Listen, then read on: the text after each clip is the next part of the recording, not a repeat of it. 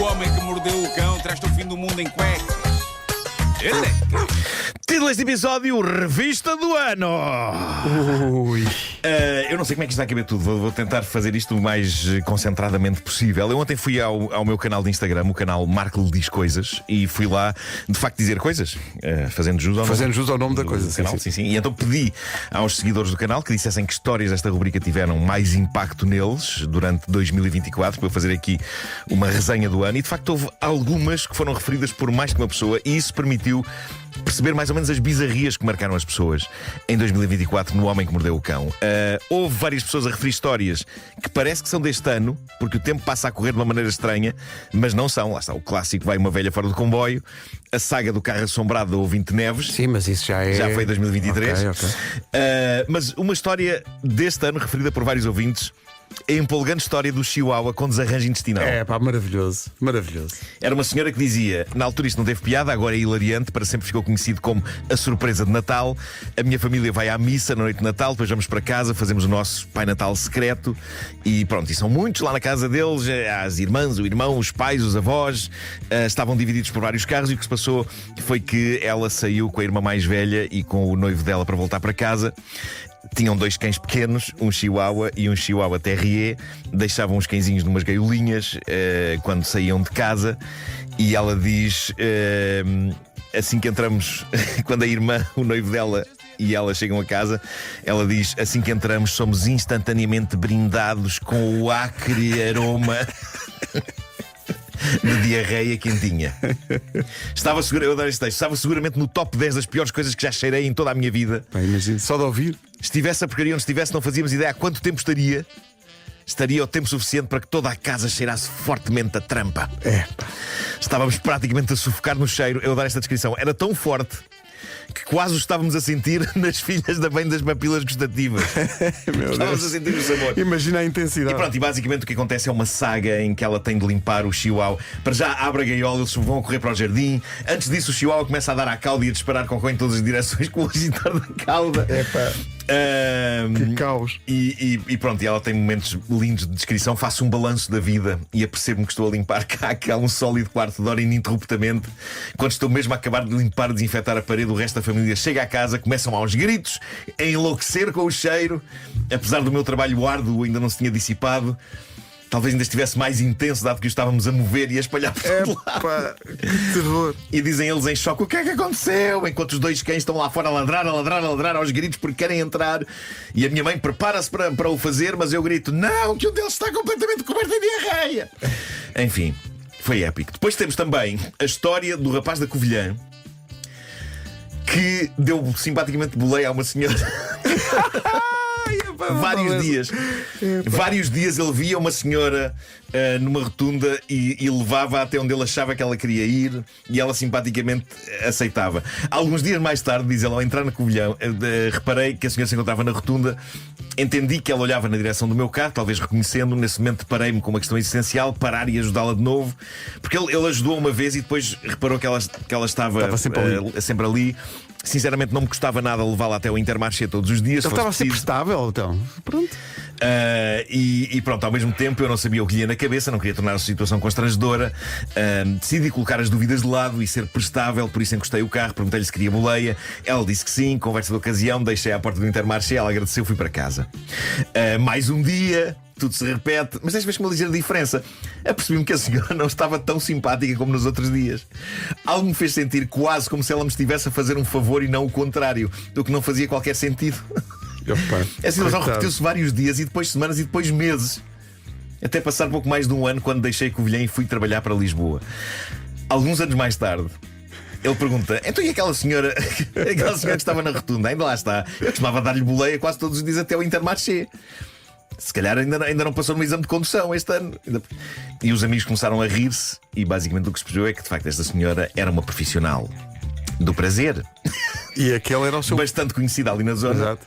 Por toda a gente, menos por este nosso ouvinte que conta esta história. E na verdade ela não queria boleia para lado nenhum. Mas olha, estás a ver, agora eu pensava que essa história já não era deste ano, mas é deste ano. Okay. Mas há uma incrível simpatia de um lado e do outro, porque há uma incrível simpatia do nosso ouvinte em transportá-la de um sítio para o outro, e há uma incrível simpatia do lado dela por se deixar transportar. Sim, mesmo não querendo boleia. Sim, mas eu acho que ela tinha alguma esperança, possivelmente nós especulámos sobre isso na altura. Ela talvez tivesse alguma esperança de que ele quisesse alguma coisa com ela e não tivesse coragem. E não tivesse coragem e portanto, em todas as viagens lá achava, é hoje, se calhar que ele vai esquecer à frente. Mas esse dia nunca aconteceu. Depois, também referida pelos nossos ouvintes, a história do rapaz que tinha que ir buscar água ao cemitério. Foi com 2 baldes, a mãe mandou ao cemitério quando ele tinha 11 anos. Que maravilha. Atenção a este dado. É um miúdo de 11 anos. Sim, 11 anos. Tinha que atravessar o cemitério. Ao cemitério buscar água. Atravessar o cemitério de uma ponta à outra para ir buscar água lá numa fonte. Que terror. Eu acho que é um terror para uma pessoa adulta, quanto mais para um miúdo de 11 anos. Sim. Ele começa a ouvir barulhos, não é? E diz, sem saber de onde vinham os barulhos, peguei em ambos os baldes, tentei regressar o mais rapidamente possível. É então que me deparo com um problema que não estava à espera. Os 2 baldes cheios de água pesavam bastante, nem os conseguia levantar. Por isso lá os fui arrastando durante todo o caminho de volta. O medo transformou-se em frustração. Fiz todo o caminho de volta arrastando os baldes, enquanto pronunciava alguns lamentos misturados com insultos e críticas à minha mãe. Quando chego perto da porta do cemitério, começo a ouvir gritos de terror que se afastavam. E esta foi a gota d'água. Aliás, esses foram os baldes d'água. Porque toda a minha coragem desapareceu, larguei os baldes e corri com todas as forças para perto da minha mãe. Pois claro. Ao chegar perto da minha mãe, ela só me diz: demoraste! Após 30 segundos a respirar fundo e lentamente a sentir de novo o meu espírito a reentrar no meu corpo, respondo à minha mãe que não consegui trazer a água. Ela muito calmamente responde: como é que podias ter trazido a água se a torneira só funciona com uma chave e tu não a levaste? E diz isto levantando a mão. Ele tinha conseguido mesmo assim sacar água sem a chave. Mas a mãe levanta a mão e dá-lhe a chave e diz-me: volta lá para ir buscar a água. Vai lá então, exato. O meu espírito, diz ele, que acabar de reentrar no meu corpo, voltou a sair. A minha mãe, ao ver mais branco que as paredes da igreja, pensou que eu estava a ficar doente e levou-me para casa. Diz ele, uns dias mais tarde, no jornal local, saiu uma notícia com o seguinte título: casal de namorados aterrorizado por fantasma em cemitério. No corpo da notícia referiam que um casal de namorados que tinha ido à festa da aldeia afastou-se para namorar, foram para trás da igreja, onde acabaram assombrados por uma voz de criança que vinha do cemitério e que gemia enquanto se queixava da sua mãe. Eles assustaram-se uns aos outros. Lindo. O casal ouviu a ele ouviu o casal, os gritos, os gemidos. O susto foi mútuo, ele desatou a correr, eles também. Exato. Maravilhoso. E depois, também muito citada pelos ouvintes desta rubrica, a história do Chancudo, que eu não sei se estás a ver qual é. Chancudo? O Chancudo é filho da Isabel Tola. Mulher bruta de peito farto, sempre de saia abaixo do joelho e sapatos, onde o pé gordo faz pneu no peito do pé. Eu sempre adorei esta descrição do nosso amigo. Isso é lindo. E cuja comunicação, seja com quem for, e até mesmo quando se segreda, é feita com o recurso ao grito de uma voz já rouca e gasta, com variações no timbre que parecem vir de alguém a desfalecer enquanto grita. No entanto, tem um lado positivo. Mantém o Sr. Luís, pai do Chancudo, na linha. Homem franzino, cabelo fino, penteado em modo de viaduto. Modo de viaduto é lindo. De um lado ao outro da cabeça já careca. Também tem um sorriso lindo de uma dentadura a deambular numa boca, aparentemente elástica. À vista desarmada, tem 1/3 do peso da mulher. Eu adoro esta descrição, que não tem nada a ver com o resto da história, mas é quase muito literário. Rica, parece Mário Zambojal ou Dinis Machado. Sim. Bom, um dos filhos, o segundo filho deste casal, é então o Chancudo.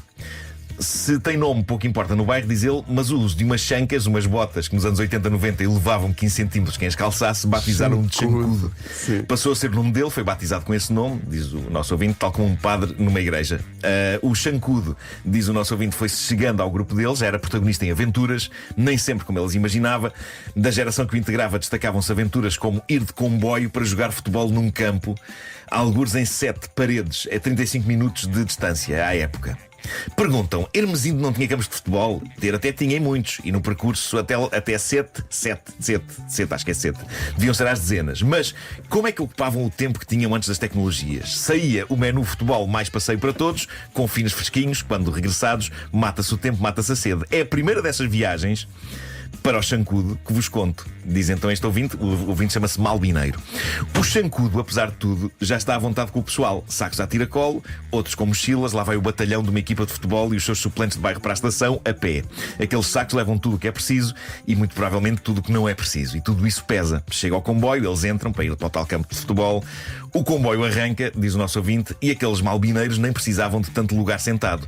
Distribuem-se pelas pontas de uma carruagem e ali vão eles a conversar aos gritos pelo meio do barulho entre carruagens e a desviar recorrentemente o cabelo dos olhos por causa do vento que se faz sentir e dos penteados que se teimam em usar. Chega a altura de mandar os sacos. Mandar os sacos, isto parece uma expressão alegórica. Não, é literal. O nosso ouvinte explica: mandar os sacos é a primeira das táticas daquela equipa de futebol. Como o comboio passa perto do campo de futebol a uma velocidade reduzida, numa zona com ervas altas, eles aproveitam, mandam os sacos e quando finalmente saem em sete, fazem cerca de 2 km para trás, todos lampeiros de mãos a abanar, porque já deixaram os sacos na zona do campo. Ao pé do campo, para não ir carregados. Soberbo isto. Recordo que esta era a primeira viagem do Xancudo com este grupo. O Xancudo quis ajudar e, diz ele, o Xancudo começa a receber os sacos, começa a mandá-los carruagem fora, vê pelo canto do olho que na outra extremidade da carruagem estão a fazer o mesmo e quando lança o último saco, salta ele próprio de seguida para fora do comboio em andamento. E não era suposto, era só as mochilas. O conselho era largar as mochilas já perto do campo e depois saírem na estação e irem a pé buscar. Mas alguém falhou essa linha de explicação ao Xancudo e, portanto, o Xancudo mandou as mochilas e mandou-se ele próprio porta fora com o comboio em andamento. Ele pensou, é isto.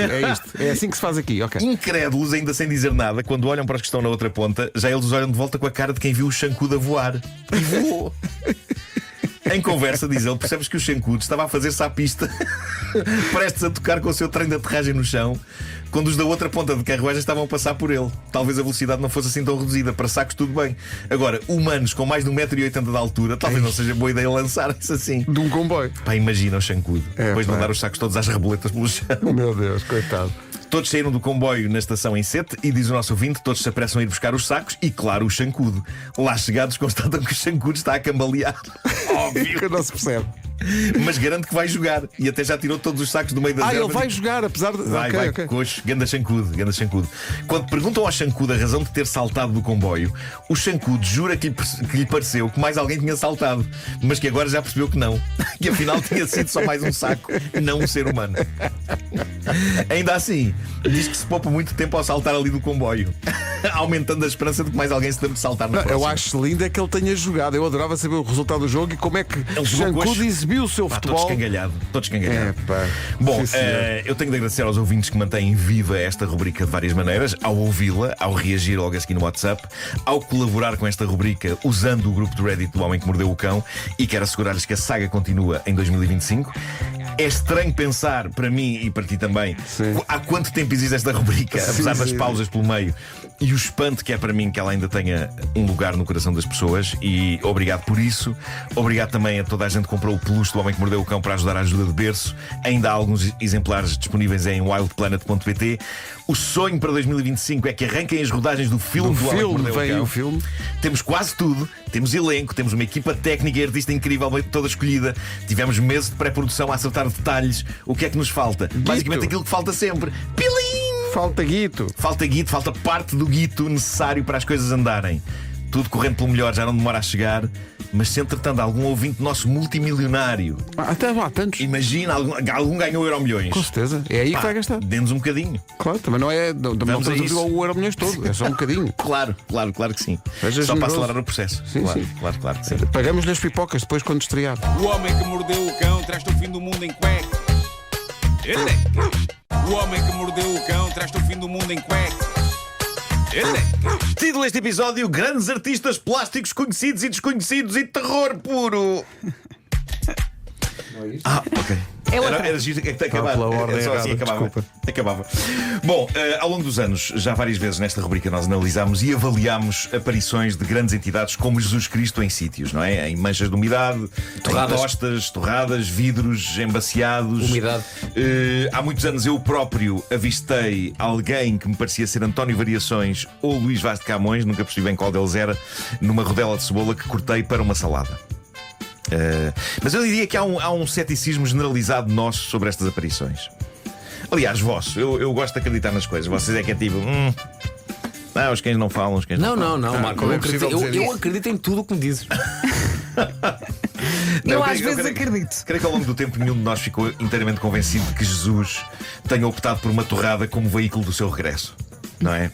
Mas hoje trago um caso diferente. Eu hoje estou plenamente convencido de que estamos perante uma aparição real e consistente. Não é de Cristo. Quem fez uma aparição surpreendente nos restos de um prato de massa à bolonhesa foi nada mais nada menos que o imortal pintor holandês Vincent van Gogh. Claro. Gostei dessa, claro. Foi bom, Vera. Eu gosto de pensar. Claro, como que diz, está na época dele, não é? Eu gosto de pensar que há uma secção no céu, imaginem isto, há uma secção no céu para aparições na Terra e que, para ser justo e democrático para todos, é alvo de um sorteio. Ninguém escolhe onde é que vai aparecer. Há uma tómbola e, vamos supor, Hitler quer voltar, não é? Está ali à espera que a tómbola acabe de rodar. Mas espera aí, desculpa lá. Há uma tómbola. Recuemos. Isso é no céu? É no céu. E Hitler está no céu? Então alguma coisa correu possivelmente mal. Bravo. Não, mas céu Sim, e atenção, era um lá para purgatório. cima. Era um Se o Hitler está purgatório. no céu, man, então eu já sei onde é que vou. Eu que tinha dúvidas. Esta tómbola, vamos reenquadrar isto. Esta tómbola está no purgatório, ok? Pronto, Há uma ok. zona, porque quem está no inferno também pode voltar, não é? Claro. Pode voltar. Ou então há várias divisões e a tómbola é para todos. Vá, E para pronto. todos. E então está a tómbola, não é? O grande sorteio, está o pessoal do céu, está Gandhi. Está o pessoal do Governo Cristo. Civil sempre para ver se aquilo corre. Claro que sim. Tá- Claro que sim. tá- Mas uma pessoa falecida do Governo Civil também. Sim. Não é todos os dias que neste. Está Gandhi. Está Gandhi e está Cristo. A tómbola está ali. Sai uma bola, é a vez do Hitler, não é? Sai uma bola e há um mestre de cerimónias que abre a bolinha de plástico, tira de lá o papelinho e lê: mancha de fezes na parede de uma sanita. E o Hitler, scheisse! E o mestre de cerimónias, exatamente, Sr. Hitler, é mesmo isso. Bom, desta vez calhou a Van Gogh, o regresso nos Bolonhesa. restos de um prato de bolonhesa, e há que dizer, eu estou impressionado. Nós já vimos muita aparição duvidosa, mas é inegável que desta vez está ali Van Gogh. Eu daqui a pouco vou pôr no Instagram. Eu já vi Rembrandt numa lasanha. E o que é? Disse-te alguma coisa? Nada. Pois. Mal criadão também. O Van Gogh, o Van Gogh ainda está com a orelha na lasanha, na bolonhesa. Mas é sabido que Van Gogh morreu na miséria, não é? E achar que ninguém tinha compreendido a sua arte. E eu acharia bonito que a pessoa a quem ele apareceu neste prato de massa fizesse o favor de andar com o prato de massa pelo mundo, mostrando a Van Gogh como ele triunfou depois de morrer.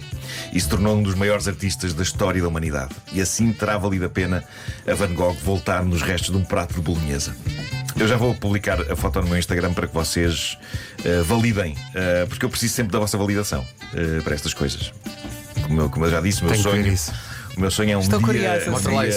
um dia em que Vasco Palmeirim valida um cão falante. Isso Não vai acontecer. Mas pronto, até lá temos aqui aquilo que me parece ser um inequívoco regresso de Vincent Van Gogh nos restos de uma bolonhesa. Dentro de minutos irei publicar. Foi o que lhe calhou, coitado, mas podia ser pior. Mas olha, ter é acontecido com imediato. Hitler. Tu assim que olhas para a fotografia dizes: olha, está aqui o Van Gogh. Sim, é pá, claramente está ali o Van Gogh. É inequívoco. Está ali o Van Gogh. Van quem? Van Gogh. Bom, Esse não quer ver a obra. Está lá por outras razões, mas está contente por lá está. eu ponderei. Sim. Diga. Está contente por lá está, Sr. Van Gogh. Eu ponderei antes de decidir contar a próxima história. Então, mas é porque- muito escabrosa. Não, é das histórias mais inquietantes e assustadoras que se cruzaram no meu caminho em 27 anos de Homem que Mordeu o Cão. Ui. Mas, ao mesmo tempo, é das mais interessantes e estranhas. E deixo aqui o aviso prévio a mentes mais impressionáveis, como crianças. Pá, cuidado com isto. Embora, na verdade, o herói desta história é um miúdo de 9 anos. E esta história foi contada no TikTok por um tipo chamado Jonathan Allen, que creio que conhece a família a quem isto aconteceu. Diz ele que a família em questão, num destes últimos verões, foi jantar fora a um restaurante chinês. Ótimo. Um restaurante chinês ótimo, sobrou comida. Aquilo estava aparentemente tão gostoso que eles levaram imensas sobras de porco agridoce para casa. Não conseguiram dar vazão àquilo, mas deliraram com aquilo. Epá, temos comida para amanhã. O miúdo da família, 9 anos de idade, tinha ficado particularmente deliciado com a comida. Era pessoa para comer mais. Então o que é que ele fez? Esperou que toda a gente se fosse deitar e, pé ante pé, levantou-se, saiu do quarto dele, desceu a escada para ir até à cozinha, sorripiar mais um pedaço do porco agridoce. Estava mesmo bom. Estava mesmo bom. Quando está quase a chegar à cozinha, algo faz o miúdo travar a fundo, que é o som de um talher a tocar no balcão da cozinha. Claramente estava alguém na cozinha e ele pensou: pá, deve ser o meu pai ou a minha mãe. Ele achou que os ia encontrar para ir à frente do frigorífico e, com todo o cuidado, Era Van Gogh. Estava a era comer Van Gogh. A comer bolonhesa. Bom, com todo o cuidado para não dar nas vistas, ele espreita, por fim, para dentro da cozinha e no meio da cozinha está um estranho. Está um homem magro, escancelado, a emborcar leite diretamente do pacote. Iluminado pela luz do frigorífico, cuja porta estava escancarada. Pá, o miúdo apanha um susto, controla-se para não gritar. Em vez disso, dá meia volta, consegue correr rapidamente escada acima, entra pelo quarto dos pais adentro, acorda-os, diz-lhes o que viu. Estavam estranhos, escancelado na cozinha, a emborcar leite diretamente do pacote. O pai levanta-se, vai a correr escada abaixo, pronto para sarilho, pronto para confrontar o invasor. Quando chega à cozinha, não está lá ninguém. E não só não está ninguém, como a cozinha parece intocada. Está tudo no sítio, nada de invulgar. O pai ainda dá uma volta à casa a ver se está lá alguém. Ninguém. E diz ao filho: epá, ó filho, eu acho que tu ou inventaste isto, ou então tiveste um pesadelo, porque de facto não está cá ninguém em casa. E pronto, termina aqui esta interessante história. Obrigado. Até amanhã. Beijinhos. Obrigado. Não termina. Conta então este tipo que nos dias seguintes o miúdo começou a fazer uma espécie de inventário mental de tudo o que estava na cozinha e em que posição estava, para nas manhãs seguintes perceber se algo tinha desaparecido ou se tinha mudado de sítio. E então, antes de toda a gente acordar, o miúdo levantava-se pela fresca e ia à cozinha verificar se estava tudo no sítio. De facto, reparou em algumas coisas. Por exemplo, o suporte dos guardanapos de papel mudara para a extremidade oposta do balcão da cozinha àquela em que estava na noite anterior. E uma vez no lava-loiças apareceu uma caneca que ninguém tinha usado na noite anterior. E o miúdo dá por ele a pensar: epá, bolas, anda mesmo alguém a visitar esta casa durante a noite. E lá voltou ele a massacrar os pais com isto. Alguém vai à cozinha durante a noite, alguém mexe nas coisas, alguém come coisas. Pá, e os pais começam a passar-se com ele. Pá, está calado, estás a inventar tudo, tens a imaginação muito fértil. Não acreditamos em ti, está calado, está sossegado, vai Uma dormir. câmara, pá, mete uma câmara. Pois. Bom, meses mais tarde, o miúdo está deitado na cama, à noite, no quarto. Está a olhar para o teto, mais precisamente para uma ventoinha no teto, e junto à ventoinha havia uma daquelas grelhas de circulação de ar. E é daqueles respiradores, ou como é que se chama? Sim. E é então que, através dessa grelha, o miúdo vê um par de olhos humanos! Fã! Vou falar sério. Sim, um par de olhos humanos. Pá, o miúdo dá um salto da cama aos gritos, epá, vai a correr até com os pais vão ao quarto dele, o pai dá-se ao trabalho de tirar a grelha para ver se há alguma coisa do outro lado. Nada. E de novo os pais dão na cabeça do miúdo: epá, tens uma imaginação imperativa, inventas muito, foste acordar-nos para quê? Temos de acordar cedo. Nhanhanhanhanhanhanhanhanha. Passa mais algum tempo, o miúdo acaba por acalmar, epá, estas visões e aparições deixam de acontecer, embora o miúdo mantenha: epá, não eram visões, um ser humano anda por esta casa durante a noite, ou andou. Mas, daí a algumas semanas, há outro problema na casa, que é um mau cheiro péssimo. Cheira muito mal naquela casa. E está toda a gente passada naquela casa. O que é isto? Onde é que isto vem? Então conseguem localizar que o cheiro vem de onde? Daquele respirador no teto Da grelha, sim. do quarto do miúdo. E os pais ligam para uma empresa a pedir ajuda. Acham que algum bicho morreu nas entranhas do teto. De notar que eles não tinham propriamente um sótão construído, tinham assim uma zona em bruto entre as telhas e o teto, e tinham uma porta para lá ir. Os funcionários da dita empresa vão lá e o que encontram é inacreditável. Mas disso falaremos amanhã. Não admitimos isso. Está só a gozar. Vamos ter que acabar isto hoje. Não posso fazer isso ao nosso vasto auditório nem a vocês. Bom, quando eles vão lá acima, descobrem uma espécie de tenda improvisada montada Lá acima onde? naquele espaço entre as telhas e o teto. E está uma tenda, uma tenda improvisada. E eles perguntam: isto é dos senhores? Perguntam os tipos da empresa: não, isto não é nosso, a gente não sabe o que é isto, diz a família. Dentro da tenda, lá estava um senhor escancelado, falecido. Oh, morreu. Daí o cheiro. E estava também o quê? Estavam vários desenhos super bem feitos do miúdo a dormir visto de cima. Ai, Isso é tão inquietante. O que é sinistro. O tipo tinha inegável talento para desenhar, acho que aquilo estava muito bom. E a única vista que ele tinha era a da grelha no quarto do miúdo. Era Van Gogh. Era Van Gogh! Era Van Gogh! Então ele fazia desenho à vista a espreitar pela grelha. Nada assustador. Nada E assustador. quando a casa adormecia, Oh menino, não te dava-lhe uma. Menino, não te mexas agora. Quando a casa adormecia, dava-lhe uma fraqueza. E ele ia à cozinha comer qualquer coisinha, porque lhe dava a fome. Claro. À noite. Eles não fazem ideia. Eu gostei desse quanto claro, tempo... como se fosse. Sim. Claro. Eles não fazem ideia quanto tempo o homem viveu no teto da casa deles, mas foram pelo menos meses. E vocês sabem se vive alguém no vosso teto? Fica no ar a questão. Atenção, o meu teto é exatamente como o deste da família, ok? Também tenho telhas e tenho Não tenho um sótão, tenho aquele espaço em bruto entre as telhas e o teto. Eu não sei se vive lá alguém. Eu sei que por cima da minha cabeça tenho uma dessas grelhas de respiração. Eu acho que hoje vou sonhar com esta história. E aquilo que eu sei que já houve lá em cima, que eu bem os ouvi, foi ratos. Eu gosto de pensar que um dos ratos, com super talento artístico, desenha-me visto de cima durante a noite. E monta uma tenda. Numa pequena tela. Sim. Não, eu gosto de imaginar um rato com uma pequena boina de pintor. Sim, sim. E uma pequena paleta. Sim. A pintar quadros incríveis de mim a dormir. O homem que mordeu o cão traz-te o fim do mundo em cuecas. Elecas. O homem que mordeu o cão traz-te o fim do mundo em cuecas. Título deste episódio: grandiosidade ao nível de unhas, pelos e estupidez. Nós de vez em quando gostamos de fazer aqui a ronda pelos mais recentes recordes do Guinness e, para mim, os recordes do Guinness dividem-se entre aqueles que acontecem porque alguém desempenhou esforço físico e mostrou ter perícia para fazer qualquer coisa, e aqueles que uma pessoa não precisa de esforçar para bater, precisa simplesmente de deixar o corpo fazer o seu trabalho. E eu cruzei-me com alguns desses.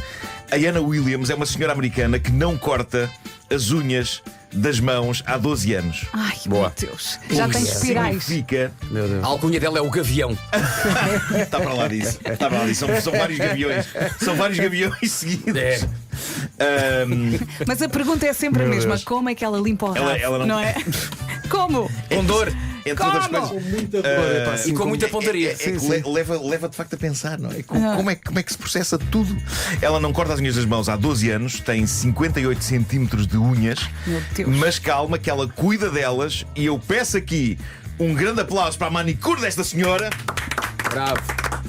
Tenho dados sobre isso. Diz aqui a notícia que a manicure dela demora cerca de 20 horas para aplicar o esmalte. Atenção que não é uma manicure, é uma domadora. A domadora de unhas. Meu Deus. 20 horas. 20 horas. Portanto, sim, as unhas da senhora são assustadoras, fazem um efeito que Há parece. imagens?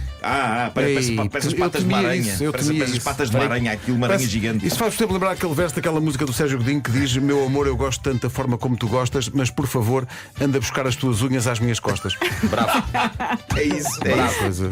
é isso. Eu estava a pensar, deve ser um frasco de verniz para cada unha, É não é? capaz, é que é capaz. muita unha. Ó Marco, como é que se chama a senhora? A Ana, Parece que está a A-Y-A-N-N-A. gozar. Chuba? A-Y-A-N-N-A. Ela chama-se Ayana. Ayana. É o que diz o marido dela quando leva com as unhas. Ayana! Outra vez no olho! Se quiserem procurar, Como é que se chama a Ayana? A-Y-A-N-N-A. N-N-A. Ayana quê? Jackson? Williams. Até há um Williams. filme da Disney com esse nome. Ayana. É. Bravo, Pedro, muito bem. Ayana. Bravo, Ei, olha para aquilo. Eu já vou pôr também no Instagram. Parece o aqueduto. É incrível, é incrível. Faz uns arcos. Aumenta lá a foto. Mas já viram que, apesar dos Que horror. gigantismos, estão impecáveis. Estão bem Estão muito tratadas. bem tratadas. Sim, sim. Chamar isto impecável, Marco, não sei. Eu respeito este recorde porque ainda dá trabalho e também deve dar luta. Lá está a questão de limpar o rabo, a questão de escrever, É isto. a questão de Fazer Pá, tudo. pegar a tudo. talheres, pá, qualquer Parece coisa. que está comer, beber um copo de água, como? A mulher Mesmo parece que dormir, tem, como parece é que que tem nos ela dedos, sabes o quê? A fonte do Belágio em Las Vegas. Pois é. Está assim a disparar com É isso, arcos para aquilo. Mas pronto, eu tenho respeito por esta senhora. Não sei se consigo ter o mesmo respeito pelo recordista seguinte. Este recorde eu acompanho desde praticamente o início desta rubrica, em 1997. Pedro Ribeiro deve-se lembrar disso. Isto já passou por vários sujeitos, mas atualmente parece que está com um senhor indiano. Um senhor chamado Anthony Victor. Este senhor detém o recorde de mais longos pelos de ouvido. Eia, pá. Ai, Medem 18,1 centímetros. Eu percebo este senhor. Não, agora pensa no- Chegou a uma certa idade. Pensa não é? no senhor que trabalha no Guinness e que tem que ir lá com uma reguinha Sim, sim. e pensa apenas, não foi para isto que eu me inscrevi. é que ele consegue fazer uma trança. Chegou a uma certa idade e a natureza disse a este senhor, tal como me disse a mim há uns anos: filho, está na altura de criar aqui uma situação gratuita e desagradável no teu corpo, para a qual não há qualquer explicação científica, mas que sinaliza que os teus anos de glória já passaram e que a partir de agora é sempre a descer. E pumba, frondosos pelos a sair das orelhas. Eu nunca conseguirei entender que brincadeira cruel da vida é esta dos pelos nas orelhas. É um dos meus traumas. Já falei muito sobre este assunto. Eu lembro de andar de táxi, ver alguns taxistas de idade com florestas a sair das orelhas, e lembro-me de pensar: como as minhas orelhas ainda estão tão fresquinhas, que bom ser ainda jovem. Mas depois chega ao dia, não é? O dia em que o barbeiro me disse: apareceram pelos aqui nos ouvidos. E ele disse isto com um ar pesaroso de quem está a dar uma notícia trágica, não é? E eu lembro também da simpatia dele a dizer: deseja que corte. Com compaixão na voz. Não, vou fazer Como se houvesse uma com aquela senhora das alternativa. unhas e Como vou- se houvesse uma alternativa. Tu põe a cera, arranque isso tudo. Mas o que esta notícia prova é que há pessoas que respondem não à pergunta deseja que corte. A questão é: poderá haver orgulho em ter os maiores pelos do ouvido do mundo? É o tipo de coisa que queremos levar para a posteridade? O que é que ele fez? Epá, tinha uns pelos gigantescos a sair dos ouvidos. Olha uma questão. Iam-lhe até aos ombros. Ser recordista do Guinness traz alguma vantagem financeira? Eu acho que não. Não, pois Dão-te um não. galardão e aparece no livro. É só isso. Basicamente é isso. Não sei se ajuda tipo a engatar pessoas tipo. Eu é que sou o tipo dos pelos nas orelhas. Onde é que sim, vais? senhor. Onde é que vais? Hã? Vais-te embora? Porquê? Sim. Vais voltar? Ei! Ei! Ela volta. Gostava de vos irritar agora um pouco no final desta edição do Homem que Mordeu o Cão. É muito visual. É muito visual. Não, ela volta. Ela passou a casa bem. Já agora deixa-me mudar. Matias, como é que estão os teus pelos do ouvido? Não tens ainda, aposto? Pois claro, há de chegar o dia. Pessoas que nasceram nos anos 80 ainda não têm. Ele é de 82. Não têm. A mim, atenção, eu sou pessoa de muito pouco pelo, mas Sim. a mim chateia-me quando aparecem em sítios para que não é suposto. Sim, eu sim, tenho sim. muitos pelos, sabes onde? Nos nós dos dedos. Pois é. Sim. Eu, E nos pés por acaso também. não Pergunto eu, tenho. para quê? Por acaso não tenho. Não Por acaso tenho aí barba, não tenho nada no peito e tenho nos nós dos dedos. Está mal distribuído. Está mal distribuído. Isto está tudo mal feito. Está tudo mal feito. Oh Marco, e tu também tens pelos assim muito grandes nas sobrancelhas? Tenho. De vez em quando saltam. Ok, mas agora não tens. Insano. Eu tenho, mas não corto, pode servir para raios. Pois, também é verdade. Bom, quero agora irritar-vos então um pouco no final desta edição do Homem que Mordeu o Cão. Queres que falam? O meu amigo David Búzio mandou-me uma história real que um pai partilhou naquele grupo do Reddit Am I the Asshole, em que pessoas buscam por compreensão de estranhos após terem feito algo que os deixou com dúvidas sobre se serão umas bestas ou não.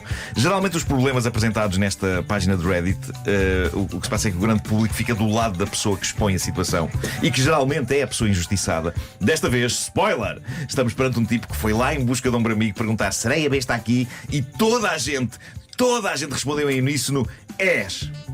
Estão preparados para se irritarem, sobretudo Não. a Vera. Vera, eu acho que tu és a única de nós quatro de dentro da qual saíram pessoas.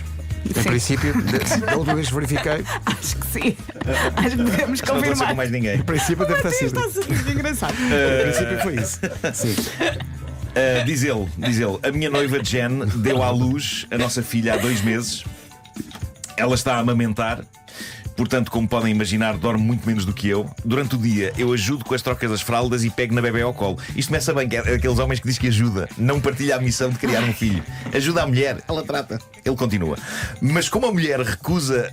como a bebê recusa abertamente o biberon, tudo o que é amamentação, diz ele, fica por conta da Jen. E depois o senhor dá um enquadramento sobre aquilo que faz. Ele diz que tem um emprego a tempo inteiro, das 9 às 5, mas que está envolvido também num projeto apaixonante como criador de videojogos. Diz ele: após chegar à casa do trabalho, janto com a Jen, cuida um pouco da bebê e começa a trabalhar no jogo. Depois ele diz que nas últimas noites esteve a trabalhar no jogo até às 2 da manhã e então que tem estado muito cansado. E diz ele: eu ressono muito alto quando estou cansado, é muito embaraçoso, pareço um caminhão. Malta, estamos a chegar ao nosso destino. Estamos. A estupidez. Ontem, diz ele, a bebé levou as vacinas dos 2 meses e estava muito agitada, chorou mais do que o costume.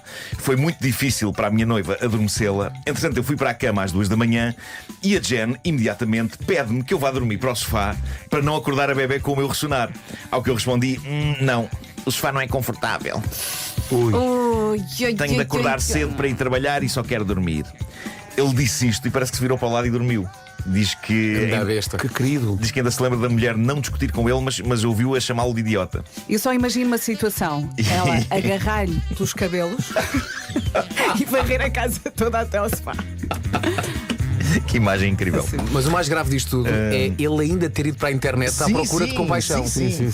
Ele diz: acordei de manhã com a bebé no berço e a minha noiva a dormir no chão, sem almofada nem cobertores. Ainda não fala comigo. E Se então, calhar a próxima pessoa a falar será o advogado. Em princípio deve ser. Muito provavelmente. ele foi ao Reddit em busca de compreensão e ombro amigo. Meus amigos, foi Não. destruído. Foi Claro, destruído. claro. Algumas respostas. Está aqui esta: tu és tão idiota que eu estou furioso pela tua mulher. É uma escolha para ti ficares acordado até tarde a trabalhar nesse jogo. Não é a tua fonte de rendimento principal, é uma escolha. A tua mulher tem razão, devias ter vergonha.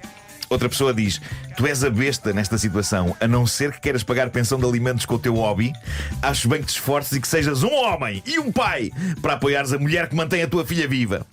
Pumba. Ai. Mas lá está, o que eu acho incrível é este tipo de ter dúvidas sobre se Exato. será a besta. Exato. E não se aperceber da vergonha pública que é contar esta história como se ele fosse a vítima deste quadro. No fundo é: A minha mulher, que deu à luz uma criança há 2 meses, não respeita o meu descanso enquanto criador de videojogos nas horas vagas. E logo eu, que de vez em quando até mudo uma fralda. O mundo é muito injusto. É que tem que ser mesmo. É que tem que ser Bela voz de mesmo Jorginho, um trabalho de família, não é? Mas que ela vai pegar nele, vai levá-lo à casa dos sogros, vai dizer: vim devolver. Exato. Este já não vai comer em casa. Mas eu gostei muito da imagem Como da Vera diz a de música. puxá-lo pelos cabelos e arrasta lá puxá-lo. limpar o chão com ele até ao sofá. Não é? Ai, ai. O homem que mordeu o cão traz-te o fim do mundo em cuecas. Ele Título deste episódio: Gravidez com ou sem uma mão humana. Antes de mais, temos que começar por aí, pelas últimas notícias. Claro. Ao nível de uma mão humana. Primeiro, ontem, vocês sabem disto que eu disse-vos, eu entreguei à editora o texto do próximo livro do Homem que Mordeu o Cão, que é o 6º, já há 6 daquelas coisas. Vai mesmo chamar-se O Homem que Mordeu o Cão, uma mão humana forrada à veludo da mãe. E as minhas queridas editoras, a Clara Capitão e a Eurídice Gomes, estão já a avaliar como e se será possível que haja pelo menos uma edição limitada cuja capa seja, efetivamente, forrada à veludo da mãe. Edição premium. Ou pelo menos forrada a um tecido francamente mais barato que o veludo, mas que pareça a veludo da mãe. Agora, capa à parte. Capa à parte? Capa à parte. Essa associação? Capa à parte. Estou contente com o que está lá dentro.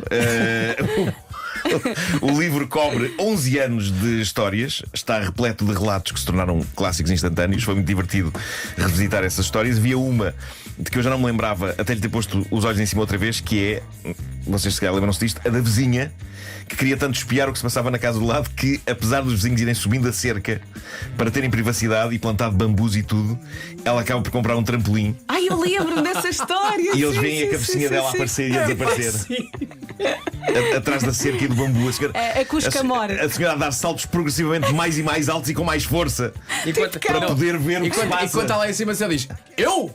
Não estou a gostar! Era faltava! Eu? Buscar! Por isso, olha, vai ser giro reencontrar algumas dessas histórias para quem estiver a ler e que for ouvinte desta rubrica. Agora, missão alucinante pela frente: tenho que desenhar bonecos para cada uma das histórias. E vou ter que os desenhar com a minha mão humana. E sobre isto, como muito bem aponta um dos nossos ouvintes no Reddit do Homem que Mordeu o Cão, o episódio desta semana da série The Last of Us tem um plano de uma mão humana. Ele tirou fotografia do ecrã e de facto lá está a sair da neve a mão de um dos mortos-vivos. Obrigado por isso. Um outro seguidor do Reddit do Homem que Mordeu o Cão enviou uma notícia e eu percebi que ele enviou esta notícia não tanto pela notícia, mas por um pedaço do texto da notícia. O título diz: mulher de 40 anos deu à luz o primeiro bebê concebido por inteligência artificial. O que é um título intrigante, não é? Sem dúvida. Verdade. Mas claramente não era isso que interessava o nosso ouvinte. Passa a ler então o recorte que ele mandou. Diz assim: parece ficção científica, mas já é realidade. Um marco histórico aconteceu no México, onde nasceu o primeiro bebê do mundo, gerado por um sistema de fertilização in vitro completamente automatizado por inteligência artificial. Isso significa que não teve nenhuma mão humana a inserir o espermatozoide no óvulo. E era esta a parte que interessava, ele sublinhou esta parte. Bom, no que toca a mais gravidez improvável, isto já está viral há uns tempos, mas eu ainda não tinha falado desta situação aqui. Há uma senhora brasileira que estava a manter uma relação à distância com o namorado e de facto eles falavam todas as noites por videochamada. Ele estava a trabalhar em Nova Iorque. O que é que se passa? Passa-se que ela agora está grávida e garante que o pai, apesar da distância, é um namorado. Mas como, questiona-se o mundo, ela garante que o namorado a engravidou precisamente por videochamada. Não olhes para mim. Por videochamada. E exige agora que ele assuma a paternidade, não é? Uma videopaternidade. Sim. Já o namorado lá em Nova Iorque contesta. Ele considera que é impossível pessoas engravidarem outras por FaceTime. Deve com mente fechada também. Mas diz uma coisa: portanto, o namorado está em Nova Iorque? Cantiguado. E ela está onde? Cantiguado. Ela está no Brasil. Ok. Mas de facto ela diz estar grávida e mantém esta sua tese, que aconteceu por videochamada. Ora, nós vivemos numa era em que muita gente está a apresentar versões alternativas da ciência, não é? E a vendê-las como verdade. Eu acho que haverá sempre alguém para acreditar nisto, mas o que tem sido interessante são as respostas que este caso tem gerado nas redes sociais da senhora. Comentários que vão desde esse bebê vai nascer em PDF até, e este é o meu favorito sem dúvida, devias ter ativado o modo avião. Bravo.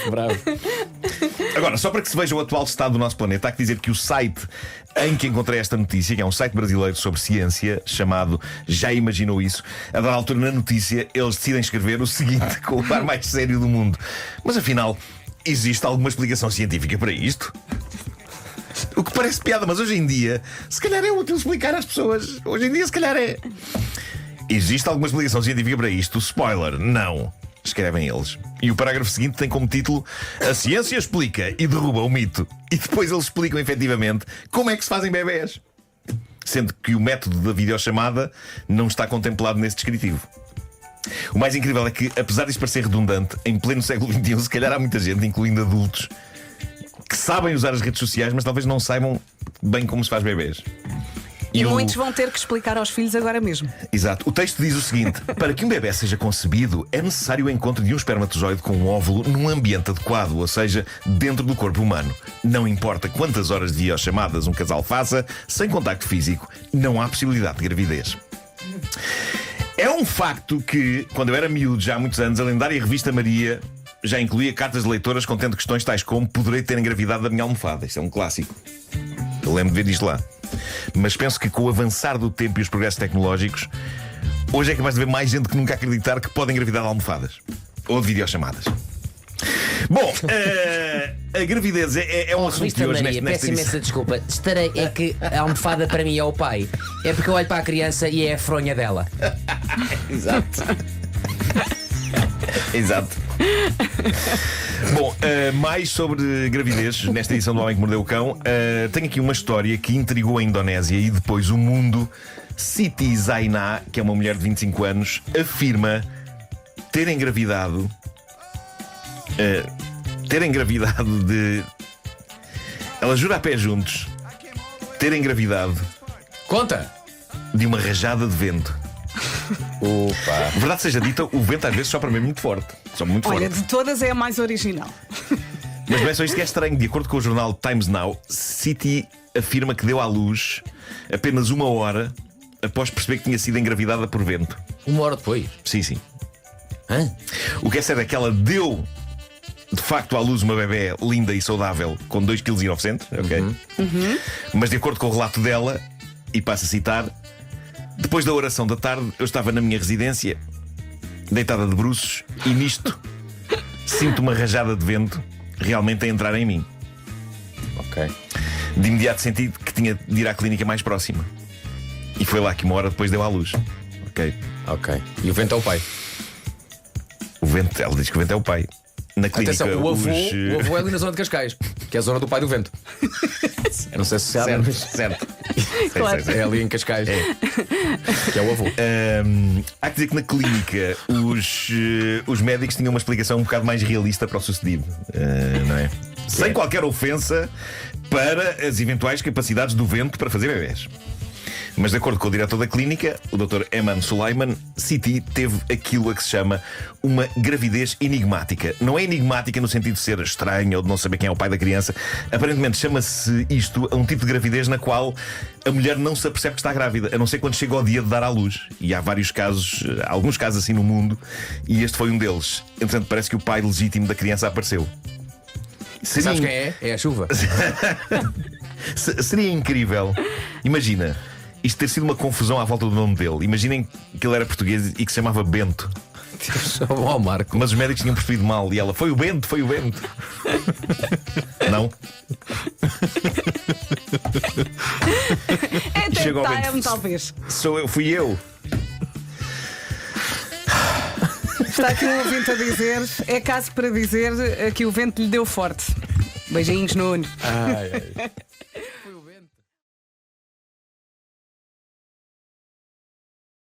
O homem que mordeu o cão traz-te o fim do mundo em cuecas. Estava com os fones errados. Para variar. A rodar o botão, tipo, mas isto não funciona, isto não funciona.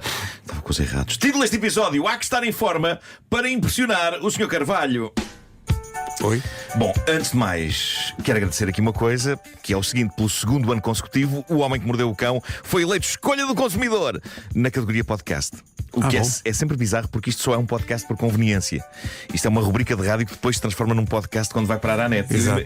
Imagino sempre pessoas que fazem de facto podcasts a ficarem extremamente irritadas com isto, e é para elas que vão as seguintes palavras: epá, azar.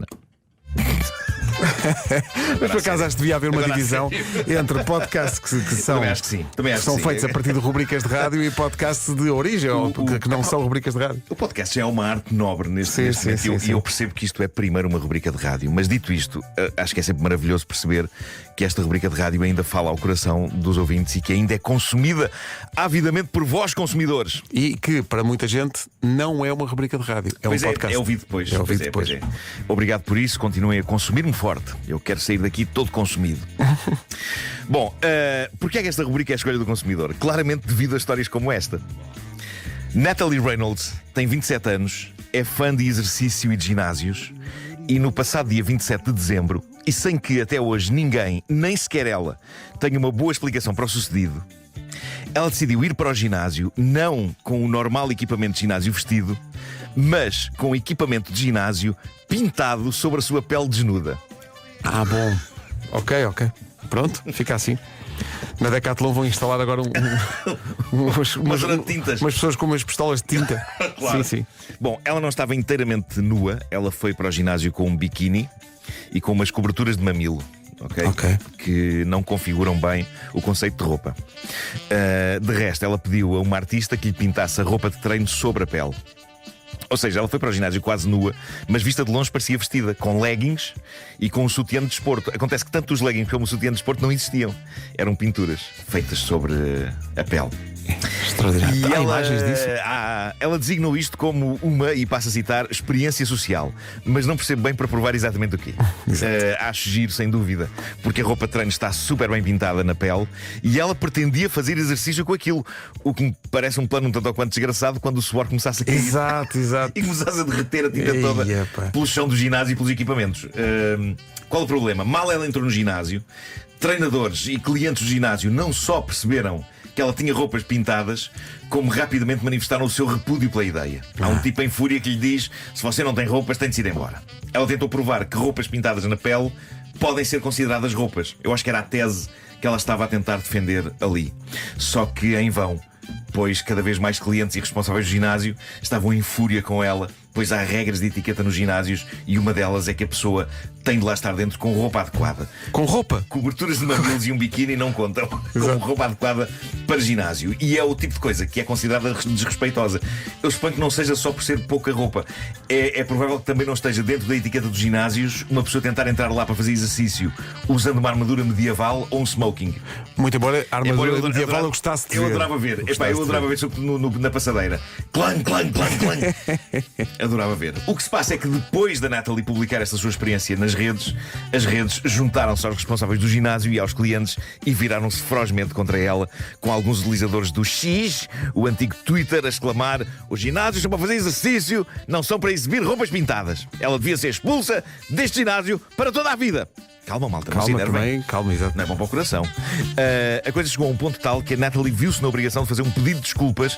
Ela escreveu: fiz um severo e contínuo lapso de julgamento e não espero que me perdoem, mas estou aqui agora simplesmente para pedir desculpas. O pedido de desculpas não satisfez as pessoas, que consideraram que era um pedido de desculpas cínico. Houve uma pessoa que escreveu: ela está claramente a ser irónica e na verdade não está a pedir desculpa pelo vídeo moralmente repulsivo que fez no ginásio. Moralmente repulsivo, quer dizer, não está nua. Tem um biquíni e tem os mamilos cobertos. Exato, quer dizer, também não é. Roupa pintada sobre a pele. Eu acho que pode ser estranho e invulgar, mas de repente consigo lembrar-me de cerca de 800 coisas moralmente mais repulsivas do que ir para o ginásio com roupas pintadas na pele. Há pessoas que levam roupa para o ginásio que é ela própria repulsiva. Atenção. Sim. Algumas cores de fato de treino, meu Deus. Cuidado.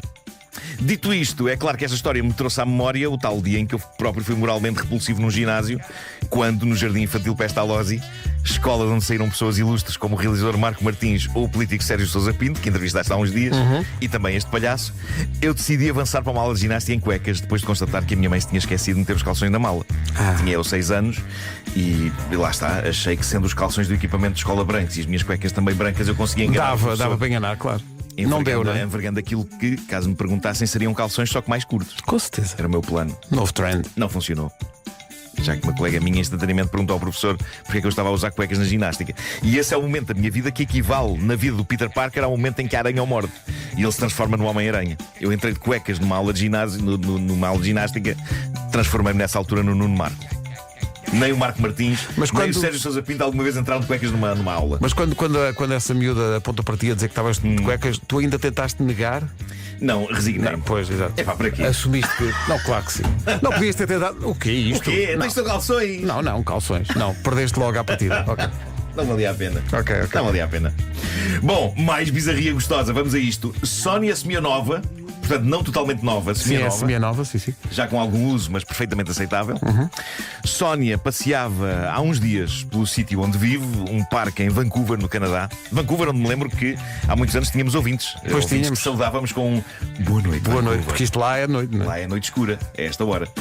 Lá somos um programa de rádio daqueles noturnos que fazem companhia às pessoas pela madrugada fora. E por isso devíamos falar num tom intimista para o pessoal de Vancouver. Boa noite, Vancouver. Mas pronto, a Sónia passeava por um parque em Vancouver quando aconteceu o amor. Ela apaixonou-se por alguém à primeira vista, a atração foi instantânea, magia aconteceu ali mesmo, naquele primeiro dia, e desde então ela e o alvo da sua paixão encontram-se todos os dias naquele parque. Aliás, ele não tem outro remédio, não pode ir a lado nenhum, por isso ela vai lá ter com ele. E quem é ele? É o Sr. Carvalho. Quê? Sr. Carvalho, pergunto a vocês. Então, mas é português? Não, malta, quando diz Sr. Carvalho, é literalmente o que aquilo é uma árvore, é um carvalho. Esta mulher, vamos ver uma coisa. Sónia Seminova, apaixonou-se por um carvalho. Pois. Também ele semi-novo.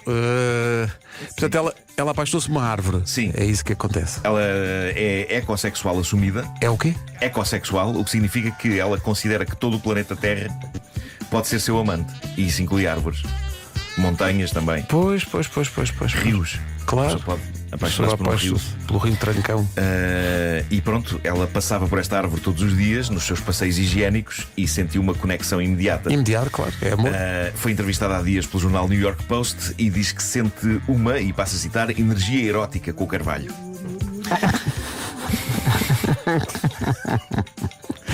É o perigo da árvore ter esse nome também, não é? Porque na rádio isso é uma armadilha. Preste... É terrível. Eu estou a tentar sublinhar bem o V. Pois. Ela abraça o carvalho, forte, mas diz que é até onde vai o lado físico deste romance. Ela diz que tudo, é não é? suficiente. Diz que é Pois. suficiente. Não pretende efetivamente ter relações com a planta, até porque deve aleijar. Aliás, uma das coisas que sempre me afastou de namorar árvores é a dificuldade de levar a cabo o amor físico com elas, porque querem que arranha, não é? E os galhos a e tudo casca, aquilo. a casca e os galhos. Muito. Mas a Sónia está feliz, eu acho que isso é o que interessa. Claro. O Carvalho não sei se está feliz, não foi possível obter declarações dele. Espero que para ele isto seja consensual. É tramado se não é, porque ele não pode ir a lado nenhum, não é? Se isto para ele não é bom, imagina o desgraçado todos os dias assim que vem Lá aparecer. vem É, esta, lá outra vem vez. esta. As outras árvores a gozar com ele. Antes os skills, pá. Pois é, não é fácil ser Carvalho. Epá, as frases ficam assim a bailar, não é? Ficam. E é por isso que isto é a escolha do consumidor. Olha. Um podcast do Carvalho. Era o que eu ia dizer. É isso. Porque é que houve? Epá, porque é realmente É isso mesmo. muito jeitoso. O homem que mordeu o cão traz-te o fim do mundo em cueca. O homem que mordeu o cão traz-te o fim do mundo em cueca. Título deste episódio. Epá, entra a música assim, mas quem é que organiza? Sou eu. Bolas. Sim. Título deste episódio: Hipocondria e sonambulismo. Isto hoje parece o nome de um simpósio.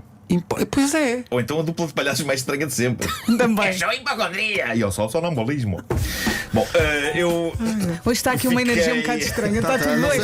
sei onde é que isto vai Está parar. tudo maluco. fiquei encantado com é um ressaca do desabafo. live. Um desabafo? Um desabafo que foi deixado por uma ouvinte desta rubrica no grupo do Reddit oficial do Homem que Mordeu o Cão. Ela assina Estás aqui, estás ali, que é um ótimo nome, sobretudo se estiver escrito como ela escreveu, porque olhando para ele a dizer em voz alta parece um nome japonês. Estás aqui, estás pois aqui, é, pois estás é. aqui, estás ali. Ela é uma hipocondríaca assumida e com um valente sentido de humor sobre isso, e decidiu explicar o que representa para uma pessoa com medo de todas as doenças algo tão simples e agradável para o resto da humanidade como ir de férias. Ela está quase a ir de férias, vai para a semana. Outra pessoa, por exemplo eu, estaria em pulgas para entrar de férias. Ela não. Diz ela, para uma hipocondríaca praticante, as férias não são descanso. São uma ida para um campo de batalha onde o inimigo é invisível e pode manifestar-se sob a forma de picada, obstipação ou uma sensação vaga no peito. Pá, que ansiedade. As pessoas normais fazem listas de roupas e excursões. Eu faço listas de sintomas prováveis por ordem de latitude. Se for para norte, dores articulares e hipotermia. Para sul, escaldões, desidratação, falência múltipla de órgãos por calor. Olha, mas não há espera aí, tratamento não há para um isso. certo exagero nisso. Hipotermia. Ainda estamos só no topo do iceberg, no pico, na ponta. No cume. Na mala, mais importante que os biquínis, não pode faltar termómetro digital e um de vidro, porque nunca se sabe, tensiómetro, oxímetro, pomada anti-inflamatória, comprimidos que vão desde antibiótico de largo espectro até aos suplementos, ferro, magnésio, potássio, zinco, vitamina D, B12, B6, B1 e, por fim, um testamento básico em PDF enviado para o meu e-mail com o assunto abrir só se correr algo mesmo mal. Quantas malas é que ela leva? Não leva uma farmacêutica. Pois, Não, Diz mesmo ela. a senhora da farmácia. vai na... Vai a Diz senhora da ela, farmácia. com ela. o destino é sempre algum local que dê para ir de carro, porque posso parar e caso comece a sentir um formigueiro no braço esquerdo, encosto e já tenho uma mantinha térmica no porta-luvas. Meu Deus. E também porque de avião tão depressa não. Na última viagem de avião senti um aperto no peito e pedi para ver o piloto. Queria olhar-lhe nos olhos e confirmar se ele parecia equilibrado, hidratado e emocionalmente estável. Não deixaram. Claro. Chamaram um assistente de bordo que me deu água e me lançou um olhar que dizia... Eu adoro esta parte. O assistente de bordo lançou um olhar que dizia: a senhora devia era ficar em casa a ver assim que mulher. Olha-me Deus. Como os miúdos gostam de praia, normalmente arranjamos alojamento criteriosamente escolhido com base na proximidade a lógica seria mar, não é? Não, hospitais? Sim. Hospitais, centros de saúde e tudo que permita um diagnóstico rápido. E uma sem farmácia passar pelo aberta. calvário do tem de ligar para a linha de saúde 24 e esperar que alguém adivinhe se é virose ou fim iminente. Olha, eu fiz um podcast há pouco tempo. O tema era hipocondria. Exatamente. Eu preciso falar quando estás aqui, estás ali. Claro. Levo sempre a minha própria almofada porque uma vez tive um torcicolo numa pensão e passei a noite convencido que era meningite. Nunca mais. De manhã lá vamos todos carregados que nem burros, com guarda-sol, lancheira, braçadeiras, toalhas e uns estojos com Benuron, Imodium, pensos rápidos, termómetro digital e um kit de colheita de urina. Não vai dar-me vontade no areal e ter de ir a correr analisar. O protetor solar é posto em camadas suficientes para transformar qualquer um dos meus filhos num croissant folhado com fator de proteção solar 50 mais. Atenção, eu não levo kits de colheita de urina, mas macacos mordam se eu não me barro em protetor 50. Todo barrado. Estás aqui, não deve deixar os filhos correr. Não Se calhar corram, não corram. A minha praia de E andar eleição, diz ela. devagarinho. A praia de eleição é aquela onde o areal tem espaço para fugir de bolas perdidas. Aqui estou com ela, até porque eu sou um imã de bolas. Se malta está a jogar a bola por perto, é certinho que a bola me vai acertar. Mas também Sabes quanto pode é isto? levar com um chapéu de sol, atenção. Também, mas repara, Se calhar ele não se tinha lembrado. agora E lembraste. agora? Estraguei tudo. Eu posso ser empalada. Fogo. Às vezes. Às vezes. Há cada cena. Portanto, ela diz: para a ideal é aquela onde o areal tem espaço para fugir de bolas perdidas e de pessoas que espirram sem proteção porque dizem que o ar é de todos. Idealmente, uma praia onde o bar da praia tenha chá de camomila e o nadador Salvador tenha formação em reanimação e empatia. São muitas alíneas. São muitas é alíneas. encontrar o compromisso onde haja É. isso tudo. Mas isto Sim, é sim, viver? sim. Acho que não. E quanto a banhos de mar, Ai, meu diz Deus. ela: Oi, banhos de mar, todos os mar, perigos. mar, nem pensar em mar. Ok. A água salgada altera o meu pH. Pode ativar a minha predisposição para candidíase, tétano ou possivelmente escorbuto. Fico sentada na toalha, mas com sombra, porque há uns anos apanhei um susto com uma pinta suspeita que depois percebi ser uma semente de kiwi.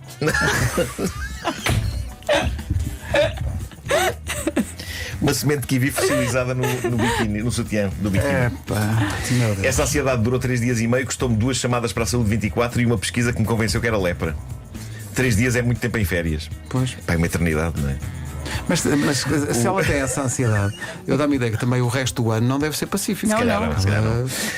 Os locais para realizar as refeições também são alvo de escrutínio, diz ela. É imprescindível que o restaurante tenha uma casa de banho limpa, pelo menos um extintor visível, papel higiênico de cor neutra, nada daqueles cor-de-rosa porque eu confundo com sangue. Mas como é que ela faz? Ela entra no restaurante e faz a inspeção, vai à casa de Vai, banho, vê. certeza. Olha, o extintor. Ela não vai a festivais. E não deve ir, não pode. Não pode. Não vai ao mesmo conselho onde se realiza. Idealmente, um restaurante precisa também de um funcionário com formação em manobras de reanimação. Com certeza. Peço sempre coisas cozinhadas bem passadas, quase queimadas, nada cru, nada translúcido, nada que brilhe. Já me basta olhar para o espelho e passar 5 minutos a decidir se aquela cor nas olheiras é cansaço, leucemia ou apenas sombra mal esbatida. Deus meu. No fundo, diz ela, ir de férias é isto: é fingir que se vai descansar quando na realidade se vai enfrentar os mesmos sintomas, mas com vista para o mar. E se eu morrer lá, pelo menos estou bronzeada, com marcas de sutiã, mas apresentável. Quer dizer, razoavelmente apresentável se não inchar. Mas o stress desta mulher não termina com o regresso, porque ela diz: é expectável que os miúdos regressem felizes, bronzeados e a fazer as birras normais. Ou talvez apresentem os primeiros sinais de febre tifoide. Algo que terei de observar, porque uma mãe hipocondríaca não é só sobre si. Aliás, mal chego, tenho de ir ao Google procurar doenças tropicais que demoram até 7 dias a manifestar-se. Aliás, nunca se sabe. A melhor maneira de vigiar a saúde é ir ao Google. Toda a gente Claro, sabe. toda a gente sabe, Dr. Google. Claro. Resumindo, diz ela, não entrarei no mar, não comerei marisco, não dormirei bem. E quando voltar, poderei finalmente descansar da exaustão de fingir que descansei. Voltarei com uma irritação no couro cabeludo e um bronzeado que parece má circulação. Mas será tudo o que prometia ser: exaustivo, dispendioso e fisiologicamente questionável. Agora imagina a família. A família. Não, eu preciso Isto é falar quase com o marido. poesia. Eu preciso falar com o marido. sonho de férias. Mas para escrever isto vale a pena ser hipocondríaco. Está muito bem escrito, está lindo. Ela Mas tem muita graça. boa sorte à nossa ouvinte, estás aqui, estás ali. Estava ela tão sossegada no trabalho e agora eis que acaba o descanso porque vai de férias. Que maçada, as bolas. Gasta dinheiro para sofrer. É isso. E agora, sonambulismo. Há um lado cómico no sonambulismo, quando é inofensivo e nos faz fazer só figura de parvo. Pode ser perigoso se uma pessoa decidir sair para a rua a dormir, não é? E pior ainda se a pessoa decidir sair para a rua por uma janela. Mas eu fui sonâmbulo em miúdo. Muito raramente ainda tenho momentos em que tenho conversas bizarras à meia da noite. E acho que já vos contei que numa das primeiras noites que passei com a minha namorada, com a Teresa, a da altura sentei-me na cama e disse-lhe: passa-me a jarra se fazes favor. E ela: qual? E eu: aquela no chão junto à janela. Não havia qualquer jarra no chão junto à janela. Nem eu tinha qualquer necessidade de segurar uma jarra à meia da noite. Mas isso é o mais longe que eu vou hoje em dia. O meu filho herdou isso de mim. Mas tal como eu tinha sonambulismo mais complexo quando era mais miúdo, também ele tinha quando era mais miúdo. Eu lembro de um dia eu acordar com o som dos pezinhos dele a descer a escada às 3 da manhã e de o encontrar no fim da escada, já na sala, a dizer: havia aqui uma passagem para o pátio. E eu muito calmo: estás a sonhar, mas está tudo bem. E ele super irritado, porque alguns sonâmbulos, e eu também era assim, ficam irritados quando se apercebem da palermice que estão a fazer e então tentam provar aos outros que não estão a dormir e que tinham um plano para estar a fazer aquilo à meia da noite. Ora, no Reddit, no grupo Confession, há um debate muito giro sobre sonambulismo que arrancou com uma das histórias mais bizarras e desconcertantes de sonambulismo que eu vi na vida. É alguém anónimo que conta o seguinte: há uns 7 anos deixei um tipo ir viver comigo porque estava com problemas pessoais e ajudei-o. Ele avisou-me que tinha problemas de sonambulismo, por isso fiquei à espera que algo de bizarro acontecesse, mas nada me preparou para aquilo que de facto aconteceu. Uma noite, acordo com ele a entrar-me no quarto, a acender a luz, a caminhar para um canto do meu quarto e a puxar as calças de pijama para baixo. Perguntei-lhe várias vezes se estava acordado, chamei-o, nada funcionou. Convém dizer aqui que não é bom chamar pela pessoa ou tentar acordá-la à bruta quando ela está nisto, não é? Porque pode criar ali um curto-circuito mental. Mas tem que ser suave, tem que ser uma coisa progressiva. Mesmo quando estamos a falar de uma pessoa que está num canto do nosso quarto com as calças de pijama nos tornozelos. Foi lá fazer xixi. Esta pessoa diz que tentou falar com ele, não resultou. Ele estava de calças para baixo, virado para um canto, que é uma imagem sinistra porque parece o fim do filme de terror Projeto Blair Witch. E o que o tipo fez, virado para a parede, é precisamente o que estavas a dizer, Vera. Ele procede, diz ela, ele procede então ao esvaziamento integral da sua bexiga, ali mesmo, contra a minha parede e no chão. No fundo só se enganou no quarto. Valha-me Deus. Depois disto, diz ela, subiu as calças, caminhou de novo para o quarto, deitou-se na cama, enroscou-se confortavelmente agarrado a uma almofada e suspirou fundo para continuar a dormir como se nada tivesse acontecido. E não lavou as mãos. Há um lado em... Não lavou. Para isso não seria sonambulismo. Há um lado em mim que adorava que isto não fosse sonambulismo e que ele explicasse: não, desculpa, eu esqueci-me de referir sobre mim. Eu não acredito em sanitas. Eu só urino em cantos de quartos. Mas não. O desgraçado estava mesmo a dormir. A pessoa que publicou esta mensagem termina com isto: escusado será dizer que eu acordei de imediato, contei-lhe o que ele tinha feito e pedi-lhe, por favor, para pegar num balde e numa esfregona e limpar a porcaria toda que tinha feito. Ele ficou irritado comigo por eu não o ter impedido de fazer aquilo. Mas lá está. Isso implicava alguma brutalidade a acordá-lo em plena crise de sonambulismo e pode ser mau. Nos comentários a isto, há pessoas a partilhar estranhas histórias de sonambulismo. Há uma rapariga que diz: tive uma vez uma parceira de apartamento que tomava Zolpidem. O Zolpidem é um medicamento hipnótico, forte como o raio, que algumas pessoas tomam para dormir, contra as insónias. Tive uma vez uma parceira que tomava Zolpidem e bebia. Todas as noites era um show a que eu assistia, já que sou uma pessoa noturna que se deita tarde. As melhores coisas que vi dela: levantava-se, ia para junto do interruptor de luz e ficava ali a acender e a apagar a luz umas 4 ou 5 vezes. Quando eu lhe perguntava o que estás a fazer, ela respondia: estou a ganhar pontos para a nota final de inglês. Bom. Ao menos era em nome do ensino, não é? Outras coisas que ela fazia: ir ao frigorífico buscar frango assado, sair de casa e comer o frango toda nua no alpendre de casa. Isso é Ou bom. ir buscar frango assado ao frigorífico, comê-lo na cama e de manhã ficar toda revoltada a perguntar: mas quem é que meteu ossos de frango na cama? E a propósito disto, houve uma senhora que escreveu: o meu marido não precisa de zolpidem para dormir. A minha história favorita de sonambulismo dele é esta: uma noite encontrei-o na cozinha a comer à colherada um boião de mostarda. Ai. Pá, incrível ele não acordar. exato. Comer sabor de uma colher de mostarda e ir por aí fora. Diz ela: perguntei-lhe docemente: o que estás a fazer, querido? Ao que ele me respondeu: estou só aqui a comer um bocadinho de pudim.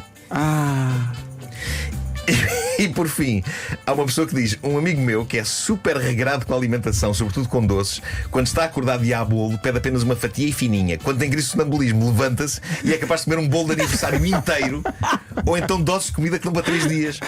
Será que ele está sonâmbulo ou arranja aqui uma maneira gira de quebrar a dieta? Imagina o dia seguinte. Estou a dormir. É pá, bolas. Seja como for, há quem diga que há uma maneira de combater este tipo de sonambulismo alimentar que é, não fazia ideia disto, dormir com um pacote de pipocas ao pé da cama. Parece que funciona. O sonâmbulo agarra de imediato as pipocas e já não vai até à cozinha. Fica por ali a comer. Ok. Pá, eu aguardo por histórias de sonambulismo dos nossos ouvintes. Pá, adorava, porque toda a Isto gente é tem. um universo maravilhoso. Há muita gente a reagir ao cão. O Nuno Henrique está a ouvir-nos na Suíça e diz: obrigado, Nuno. Não imaginas como este dia começou mal.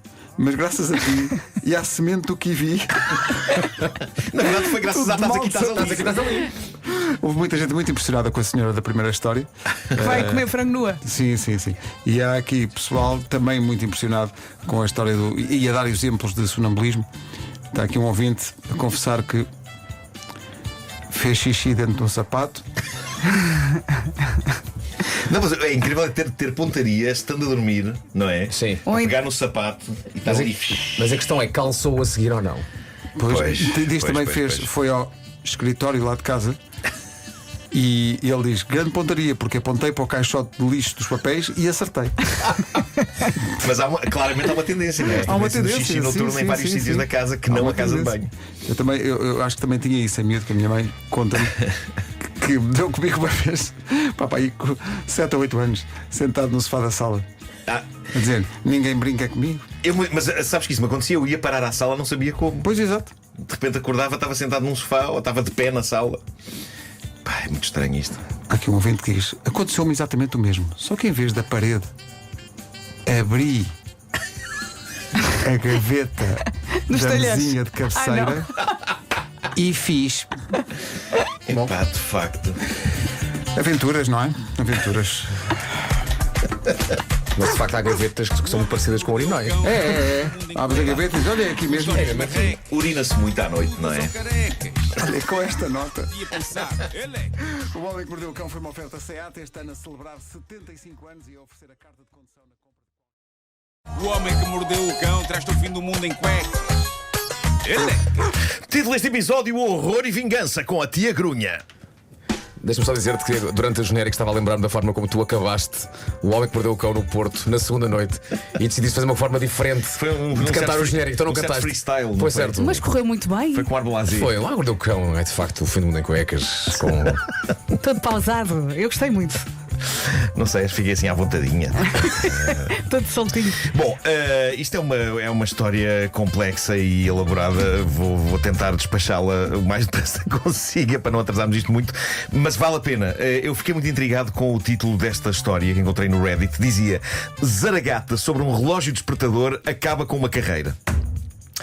E é contada por uma senhora americana. Está num dos grupos de histórias de vingança do Reddit. Há um grupo que é o Petty Revenge, que é sobre vingançazinhas mesquinhas, não é? Pequenas vinganças. Esta história foi parar ao grupo Pro Revenge. Portanto, já é outro patamar. nível. É outro patamar. Avancemos então. A senhora diz o seguinte: quando eu fiz 18 anos, Comprei um carro com o dinheiro de anos a amealhar o que ganhava como babysitter. Gostava de ter tido o carro mais cedo, mas a minha mãe recusou. Portanto, aos 18, no meu grande ato de rebeldia adolescente, fui comprar um carro. Uns meses mais tarde, a senhora... Ei, agora que cenas de erros a abrir no computador. Uns meses mais tarde, a senhora, a quem passarei a referir-me no resto da história como a tia Grunha, largou o emprego que tinha noutro estado e veio viver connosco, sem trazer o carro dela. Dizia ela que era mais barato esperar 6 meses, até à primavera, para lhe enviarem o carro. Ela era sovina. E era grunha.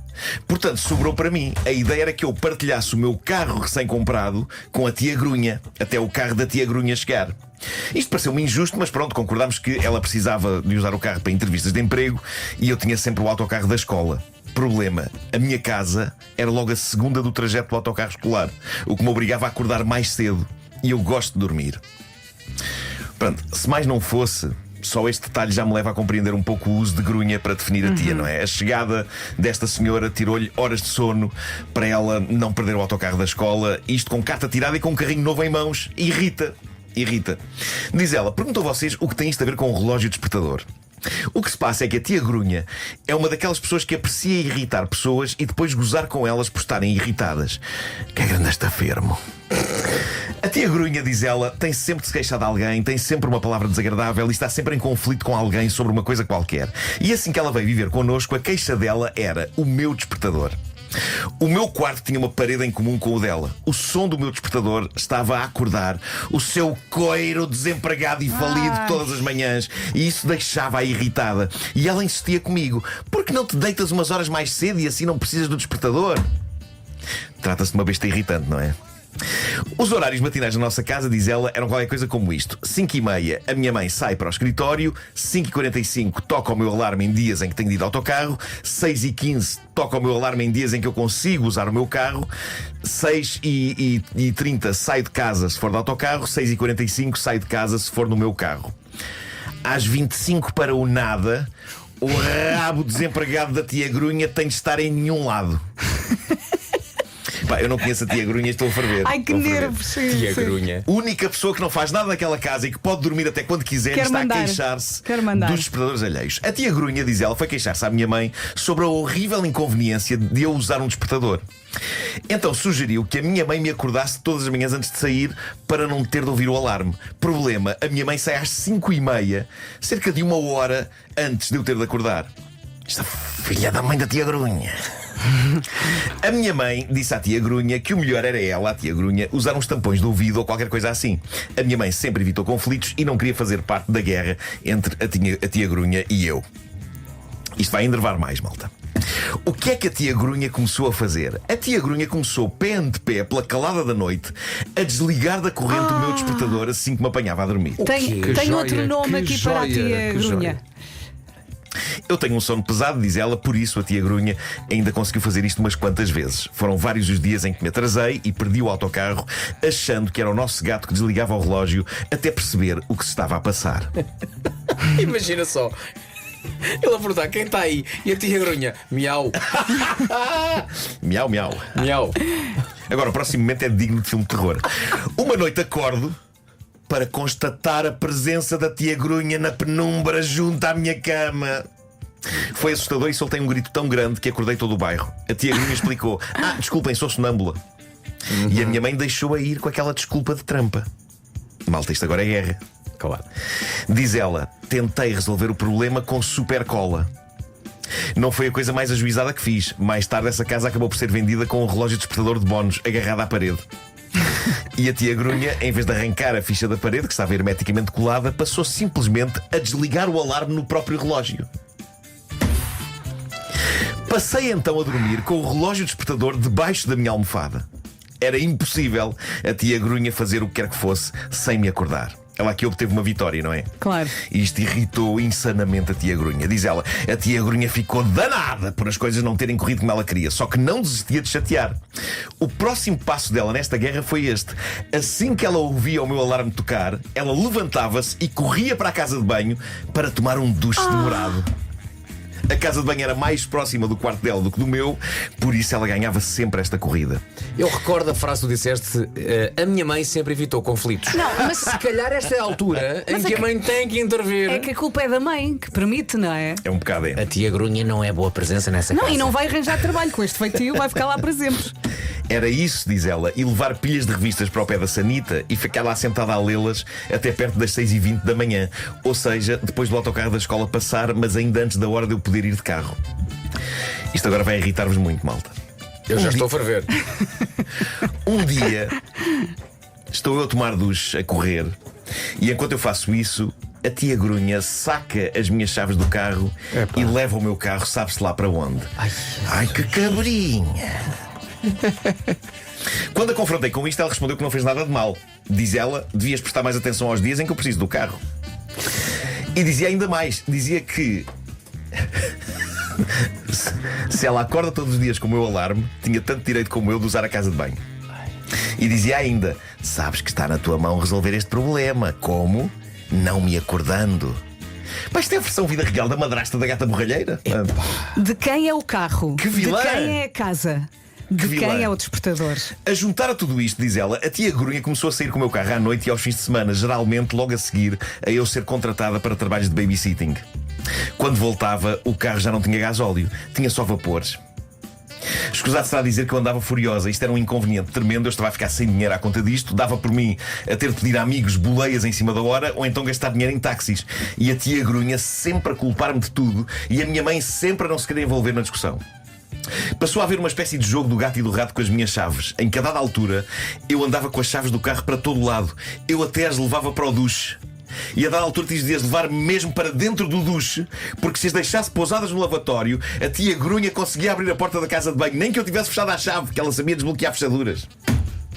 Não, ela é doente. Eu estou à espera de um twist da história que faça justiça. Um dia, a tia Grunha, com uma rara antecedência, pede-me emprestado o carro. Diz que tem uma entrevista de emprego. Afinal, saiu para quê? Para ir a uma loja de chaves fazer uma cópia da chave do meu carro. Ai. E percebo isso quando saio de casa, chave na mão e o carro não está lá. Cheguei a pensar que ela sabia arrancar com o carro fazendo ligação direta, que nem os bandidos dos filmes, mas não, ela tinha uma cópia. E aí eu passei-me dos carretos, diz ela, e confrontei-a. Com um ar arrogante, a tia Grunha assumiu com orgulho que tinha ido fazer uma cópia da chave. Chamou-me cabra egoísta, incapaz de partilhar. E muitas outras coisas que, entretanto, em boa hora me esqueci. E disse que nunca me daria a cópia da chave. O que iria eu fazer? Eu avisei-a de que o carro era meu e que ela não tinha permissão para o usar outra vez e disse-lhe, isto foi longe demais, haverá consequências. Ela riu-se na minha cara. Na manhã seguinte, o carro não estava à porta de casa, eu já estava à espera disto. O pai da minha melhor amiga era polícia.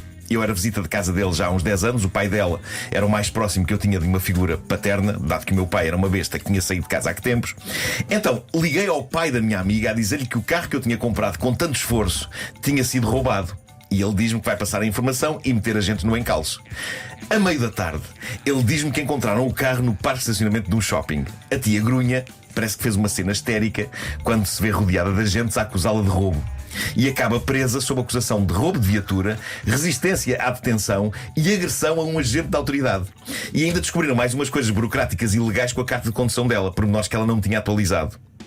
A tia Grunha estava nas lonas, não tinha dinheiro dela para pagar a fiança, então ligou para a casa da minha mãe e deixou no atendedor uma mensagem para a minha mãe a pedir para que ela a viesse buscar à esquadra e também que lhe pagasse a fiança. Mensagem que eu ouvi antes da minha mãe e que prontamente apaguei. Queria justiça, Pedro. Vamos embora para a frente, é isso mesmo. Diz ela, a minha mãe, escrava do trabalho, não reparou que a minha tia estava ausente há uma semana. Não reparou? Assim que reparou, eu expliquei-lhe calmamente tudo o que tinha acontecido. Que o meu carro tinha sido roubado e que eu tinha chamado a polícia. Ou seja, estava a resolver a situação como a minha mãe sempre me disse para fazer. E bem. O ar de absoluto horror da minha mãe foi extraordinário. A minha tia acabou por ficar presa 2 semanas e acabou por sair porque chegou a um acordo. O que aconteceu a seguir foi vingança, doce e gloriosa vingança. Isto é uma matriosca de vinganças. Sim. É porque esta mulher ficou louca, claramente. Claro. Por causa da tia ficou louca, não é? Óbvio. As poupanças restantes da tia Grunha foram usadas para pagar todas as multas e despesas de tribunal. Entretanto, chega ao carro dela e ela lá começou em busca de emprego. Problema: qual era a experiência profissional da tia Grunha? Era professora. E agora, com cadastro, revelava-se impossível ela voltar a ter essa profissão. E agora, nada mais resta à tia Grunha do que uma promissora carreira como telemarketer.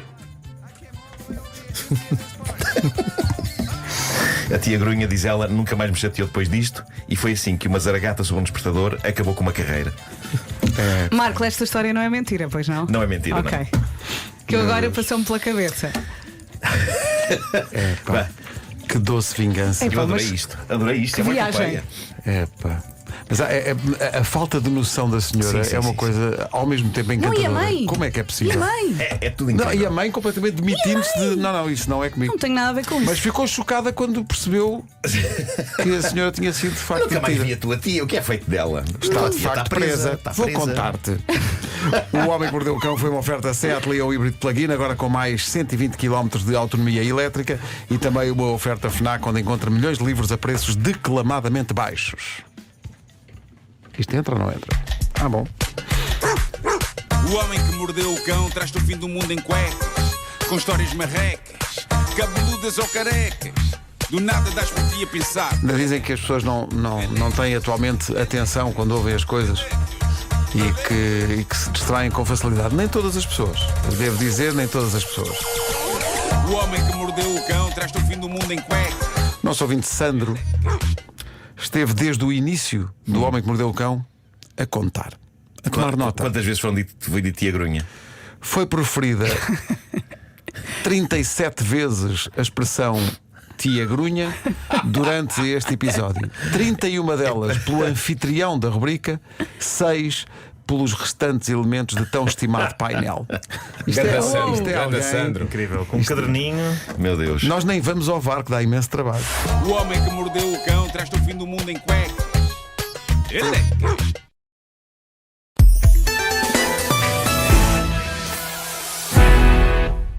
Título desta edição: Casas em que há febres e fantasmas requerem frigoríficos e frascos. Casas em que há pessoas vivas é porque não estão mortas. Casas em que não há ninguém é porque apanharam o autocarro errado. Respira, homem, respira. Bom, agora que eu ocupei já metade do tempo com o título, vamos em frente. A nossa ouvinte Rita Nicolau, uma fervorosa pesquisadora de notícias estranhas para a mesa de trabalho do Homem que Mordeu o Cão, deixou... Tens ouvintes a trabalhar para ti, hein? Tenho ouvintes a trabalhar para mim, Incrível. é verdade. É esse o espírito desde sempre: é pôr os ouvintes aqui a trabalhar e eu a beber um refresco. Tens uma lata. Bom, ela deixou no Facebook oficial deste prestigiado noticiário, em facebook.com/homemcão, uma recolha das notícias mais bizarras do mundo, de acordo com a revista brasileira Veja. Esta revista lembra-me uma piada que vi há anos numa revista da Turma da Mónica, naquela tira final, mesmo na última página. Lembram-se que aquilo acabava sempre com uma piadinha final? Era, Aí, só 3 quadrados. 3 ou 4 quadrinhos, não era? E era assim a piada. Sabia que esta revista vai mudar de nome para Guaraná? A sério, porquê? Porque ela cansou de ser Veja.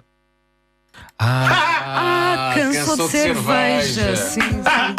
Ok. Cansou de ok. cerveja. Bom, dizia eu que a Rita mandou este levantamento feito pela famosa revista Veja. A Veja é quase a Time brasileira, ótima revista de informação, e algumas das notícias recolhidas pela Veja são assombrosas. Por exemplo, esta foi uma sorte ter acabado bem, mas de facto acabou bem. É uma história sobre boas intenções e total falta de jeito para a puericultura. Um tipo do Canadá, Derek Hardy, foi deixado em casa pela namorada com o filho dela, aliás, com a filha, uma menina de 10 meses, que estava com febre. E ela chega à casa e não vê a miúda em lado nenhum. Onde é que está a criança? Pergunta ela. E o Derek, todo ele boas intenções, responde: acabei agora mesmo de a pôr no congelador para baixar a febre.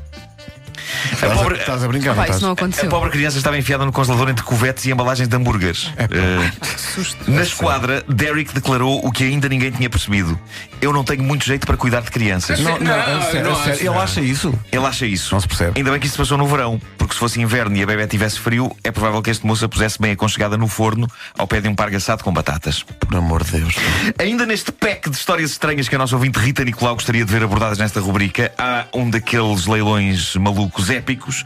Uma neozelandesa precisava de realizar dinheiro para pagar uma daquelas coisas caras e importantes que uma pessoa tem de fazer na vida: o exorcismo da casa onde vivia, casa que estava possuída por espíritos ruins.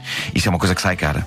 Também depende da empresa. E depende do tamanho da casa também, não é? Claro, claro que sim. Se for um T1 é uma coisa, se for uma mansão é muito mais difícil. No fundo, o exorcismo é como encerar o chão. No fundo é uma isso, coisa não é? que É como proporcional. afagar. Sim. Claro. Solução encontrada: leiloar nada mais, nada menos do que os 2 fantasmas que os exorcistas apanharam. Como é que se leiloam 2 fantasmas? Simples, estão arrumados em 2 convenientes frasquinhos vendidos com um brinde, um crucifixo. Só naquela, caso uma rolha se abra e haja chatice, tá bom. porque o fantasma já sabe que é uma pessoa que, Dá se muita vê tirarem-lhe a chatice, rolha, pá, dá aí muita vai ele. chatice, pois Aquilo é. é pior que uma fuga de gás. A grande questão que eu vos coloco a vocês, por muito interesse que vocês tivessem no paranormal, vocês pagariam por 2 frasquinhos de vidro minúsculos e um crucifixo de plástico? Se calhar não. Pá, se calhar. Mas houve quem pagasse. O leilão foi renhido. Houve uma senhora que acabou por levar este bonito kit por $2.500. O quê? Otária! Otária! É de facto impressionante. 2 Faz um espectros, copo d'água. 2 almas ruins do outro mundo. Otária! Otária! Pá, que tosse, pá. Que horror. Bom, na Índia, um senhor chamado Deepak. Toda a gente se chama Deepak na Índia, não é? Pois é, é um bocado como o nosso António. Por isso é que há tantos aqui nesta equipa, Antónios. Um senhor chamado Deepak Bhattacharya. Que estranho, chama-se Deepak. Ele telefona um destes dias para a filha e diz-lhe o seguinte: "Oh filha, eu estava aqui a ler o jornal e diz aqui que hoje, daqui a umas horas, eu vou ser cremado." E era realmente para te dizer que não me apetece. A filha ficou em estado de choque, bem como todo o resto da família, e o que se passou foi que dias antes o cunhado de Deepak foi à morgue da zona identificar um corpo que tudo indicava era o de Deepak. O cunhado dele olhou, disse: "É ele, sim senhor, coitado." Deepak foi dado como morto, o funeral foi marcado, incluindo o serviço de cremação, e durante todo este drama, o verdadeiro Deepak esteve pacatamente em casa, em segurança. O morto era só um tipo parecido com ele. Coitado. A família não telefona muito a este senhor. Estava a pensar nisso. A família não lhe telefona Tal muito. confirmar ligando para o homem. Epá, mas ver o seu próprio obituário, não é? Mas Não ele é? está com o jornal em casa, antecipatório. tipo. O jornal. Pá, que horror. Olha, morri. Olha, morri. Ela morreu. Bom, a última história deste pack é maravilhosa. Eu não ponho de parte pelo grau de despiste que tenho que isto me possa acontecer um dia. Agora não tanto porque não ando de autocarro, mas podia ter acontecido. Mas não percamos mais tempo. O que se passou foi que uma senhora na Malásia apanhou um belo dia o autocarro errado e regressou a casa tarde. Mais concretamente 25 anos depois.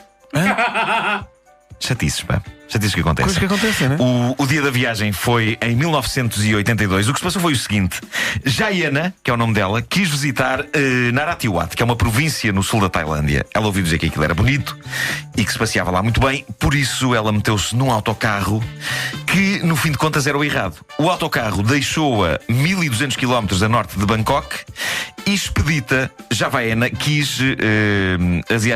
Jayana. Jayana, era o seu nome. O nome dela é. Ela quis resolver o problema de imediato, juntou o dinheiro que tinha e comprou o bilhete de volta para casa. Naquela de, pronto, olha, enganei-me, isto é uma grande confusão, o melhor é voltar para casa, não se fala mais nisso. Infelizmente, o autocarro que apanhou de volta para casa era outra vez errado. E então ficou 700 km para lá da sua terra de residência. Entra aqui música dramática. Sozinha. Diz-lhes: olhem, é o seguinte, eu enganei-me no autocarro e dava-me jeito de voltar para casa, dou-me boleia. E finalmente, 25 anos depois, a senhora voltou para casa. Tinha as plantas todas mortas. E o gato também. Pá, façam um bom favor, um dia se derem pela minha falta, pá, vão à minha procura, está bem? Moral da história: consultem os horários e as carreiras dos autocarros com olhos de ver. O Homem que Mordeu o Cão é uma oferta Montepio. Vergou a salsa! Cartões Star Wars, cartões pré-pagos para todos os fãs de todas as idades. E é também uma oferta Homes Place até dia 26. A oferta do pack I Love Me só para elas. Saiba mais em homesplace.pt. Imagina a alegria dela 25 anos depois vendo pessoas que falam a sua língua. Epá, Você deu boleia? eu enganei no autocarro. Mas quando? Há 25 anos, pá.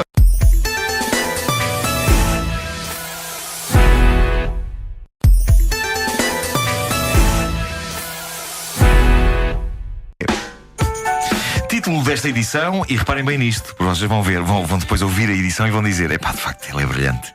É brilhante. Achas que isso vai acontecer? Repara bem nisto. Faz-me, e atenção às palavras que eu vou usar, hein? Faz-me impressão ter um vestido e uma parte do crânio assim, por isso vamos dançar. Bom, isto vai fazer sentido lá mais à frente, ok. A parte do és brilhante ainda não chegou. Talvez lá mais para a frente. Queria-vos falar de impressoras 3D. Faz-me impressão. Faz-me impressão. Ok. Esta história das impressoras 3D está a espicaçar-me a curiosidade. Já não é a primeira vez que a gente fala aqui delas de manhã. Eu pessoalmente estou cada vez mais convencido de que preciso de uma coisa destas em casa. Eu desejo fabricar objetos. Chega ao Natal, não sei o que é de comprar, ofereço-vos bibelôs concebidos por mim. Não é tudo o que vocês querem, não é? É nessa parte que é para nós dizermos que és brilhante? Sim, claro. Continua. Não. Bom, eu acho esta tecnologia entusiasmante. Eu tenho aqui duas notícias extraordinárias envolvendo pessoas que fabricam coisas inesperadas com estas novíssimas impressoras 3D. Vocês sabem quem é a Dita Von Teese? Claro, Artista do burlesco, sim, ex-namorada de Marilyn Manson. Eu adoro imaginar como é que era a vida caseira destes dois. Uma joia de moça. A acordar de manhã e ela depois a fazer-lhe o pequeno almoço, a fazer-lhe uma meia de leite dentro de uma caveira!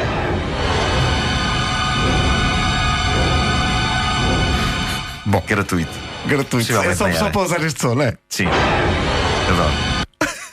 Bom, Dita Von Teese foi notícia por estes dias porque apareceu em público com um vestido super espetacular que não envolveu costura nem tecido. O vestido dela, feito de nylon, foi impresso numa impressora 3D. Mas mais do que isso, o vestido foi desenhado num iPad, foi aperfeiçoado numa troca de ideias via Skype e depois foi enviado para uma empresa de impressão 3D chamada Shapeways que o imprimiu. O vestido é composto por 17 peças que se encaixam umas nas outras e é adornado por 13 mil cristais Swarovski. O mítico cristal Swarovski. Sim. Querem ver as vossas miúdas felizes? Comprem um cristal Swarovski. Eu agora não tenho ou então partam um copo em bocadinhos e ofereçam um bocadinho e digam o que é. Sim, exato. Não, elas percebem. Cristais para o lucro. Como vestido de noiva, vocês vejam, façam uma busca no Google pelo vestido da Dita Von Teese. Como vestido de noiva não é grande coisa. É o tipo de coisa que pode transformar a noite de núpcias numa espécie de cubo mágico até que tudo aquilo se desencaixe. E também não sei se será confortável usar isto, mas a partir do momento em que se foi namorada de Marilyn Manson, tudo é possível. Eu penso que ela até, se fizerem um vestido todo feito de lâminas de barbear, ela usa. Se calhar até vai preferir esse. Se calhar. É mais confortável. É para ela, é. Mas isto das impressoras 3D é fascinante pela facilidade com que se pode criar um objeto. Ou, no caso do indivíduo da história que se segue, pela facilidade com que se pode criar uma parte do corpo. Recentemente, nos Estados Unidos, um hospital mandou imprimir um pedaço de crânio humano e implantou-o num homem. Espera aí, não. Há um tipo na América que tem 75% do crânio em plástico impresso numa impressora 3D. Tem um crânio Xerox? Tem um crânio Xerox. Tem. Eu acho fascinante. Aqui há tempos dizia-se: imprime-me este documento. Agora pode-se dizer coisas como: imprime-me uma tíbia, se faz favor. Eu espero que aqui não haja. É o clássico drama: acabou-se o toner. Sim, seria desagradável sendo uma pessoa à espera de uma anca. Ou uma coisa do género. Bom, há que tempos que eu. Isso é muita burocracia no hospital. Olha, acabou-se o toner. Pá, agora tens que mandar um mail. Claro. Tem que mandar um remedy. Mas está aqui uma senhora à espera de uma anca. Não, tens que mandar um mail. Tens que mandar um remedy para o cal. Bom, há que tempos que eu não ouvi um bom mashup de cantigas. O mashup esteve na berra há uns anos por essa internet fora. A impressora também faz mashups? Tudo se misturava. A impressora também faz tudo. Mas neste caso não. Tudo se misturava há uns anos. As canções mais improváveis de funcionarem juntas revelavam que tinham nascido uma para a outra. Alguns mashups foram tão bem feitos que acabaram por entrar nas playlists de rádios. Nós aqui na Comercial passamos a fusão entre os Police e o Snow Patrol, por exemplo, não é? Cá está. Um belo trabalho de Porty Ben. Pronto, para quem não sabe bem o que é um mashup, isto é um mashup. Este mistura Every Breath You Take dos Police com Chasing Cars dos Snow Patrol. Chama-se Every Car I Chase, não é? Every Car You Chase. Every Car You Chase, sim. Porque faz parte também do mashup criar um título que junte os títulos das duas canções envolvidas. Durante algum tempo, o mashup. No fundo é o que tu fazes no Homem que Mordeu o Cão, não é? O teu título é um mashup. É um mashup. Bem visto, Vasco. Não tinhas pensado nessa? Estou aqui para te Por ajudar. acaso tinha, eu sou brilhante, disse-vos. Só que estava calado. Bom, o Mashup Brilhante, mas também humilde, não é? Sim, sim, claro que sim, claro que sim. O Mashup foi uma instituição que, entretanto, saiu um bocado de moda, substituída por outras modas da net, como por exemplo os Harlem Shakes, não é? Mas eis que agora surge um mashup que está a fazer furor na internet porque junta essa doce adolescente chamada Carly Rae Jepsen e o seu hit Call Me Maybe. Cá está. Ela que esteve ontem em Portugal.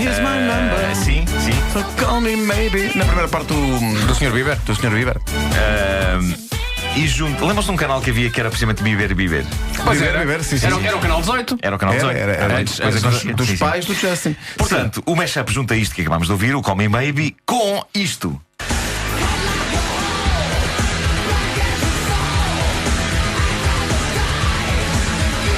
Ou seja, Carly Rae Jepsen com Nine Inch Nails e o seu explosivo Head Like a Hole.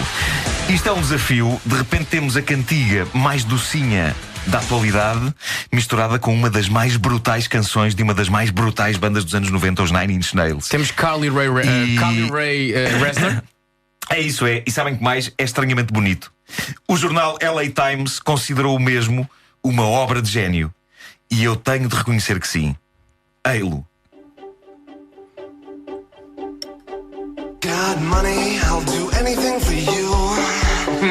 God money, just tell me what you want me to. God money, nail me up against the wall. God money, don't want everything, he wants it all. No, you can't take it. No, you can't take it. No, you can't take it. Isto está entre o genial e o indigno. Black as the soul, I'd rather die than give you control. Head like a hole. Black as the soul, I'd rather die than give you control. Fall down before the one you serve. Juntar Carly Rae Jepsen e Nine Inch Nails. É preciso ter uma ponta de genialidade para fazer sim, isto. sim, sim. Está perfeito. Este mashup tem Muito tido bom. críticas extraordinárias em todo o lado. A única pessoa que está chateada com este mashup Deixa-me adivinhar quem é. Não é o Trent Reznor. Não é? Não. O Trent Reznor agora está um doce de pessoa. Não, é o antigo baterista dos Nine Inch Nails que diz: isto é tonto, o que vale é que na internet as coisas duram 48 horas. Daqui a pouco já ninguém se lembra. Eu acho que não é bem assim. Talvez não. O que vai para a internet não sai. Pois. Epá, eu gosto. Isto é giro. Eu acho que está aqui uma possibilidade, Pedro Ribeiro, de teres Nine Inch Nails a passar na playlist da comercial. Vamos embora. Eu gostava de ver isto em palco. Sim, Eu gostava de ver. A Carly Rae Jepsen chegava ao palco, olhava para o público e dizia: quem são estas pessoas? Tenho medo, mamãe. Muito medo, mamãe. Mas está de facto muito bem feito. Epá, Está muito muito bem bem feito. É capaz de ser o melhor mashup que eu ouvi. Agora, Vasco, tu achas que ele é brilhante, o Nuno? O Nuno é brilhante? Eu sou brilhante, sou. No final, pois, no final desta edição, se calhar. Há um ouvinte sempre atento que nós temos, que é Carlos Alberto Muniz. Esteve a ouvir isto e mandou-me uma mensagem dizendo: a tua modéstia comove-me. Lembra-me o indivíduo a quem dizem muito prazer em conhecê-lo, ao que ele responde: é natural. Obrigado, Carlos. O Homem que Mordeu o Cão é uma oferta Montepio, cartões Star Wars, cartões pré-pagos para todos os fãs de todas as idades. E Homes Place, até dia 26, a oferta do pack I Love Me só para elas. Saiba mais em homesplace.pt. eu gostava agora de ouvir ao contrário. A voz dela no instrumental dos Nine Inch Nails. Será que na Será volta que também vai consegue-se? ser? Na volta consegue-se. Sim. Não, vezes dá, ela às está a vezes tentar, dá. está a gritar muito alto, só que tu não ouves. O instrumental está muito alto.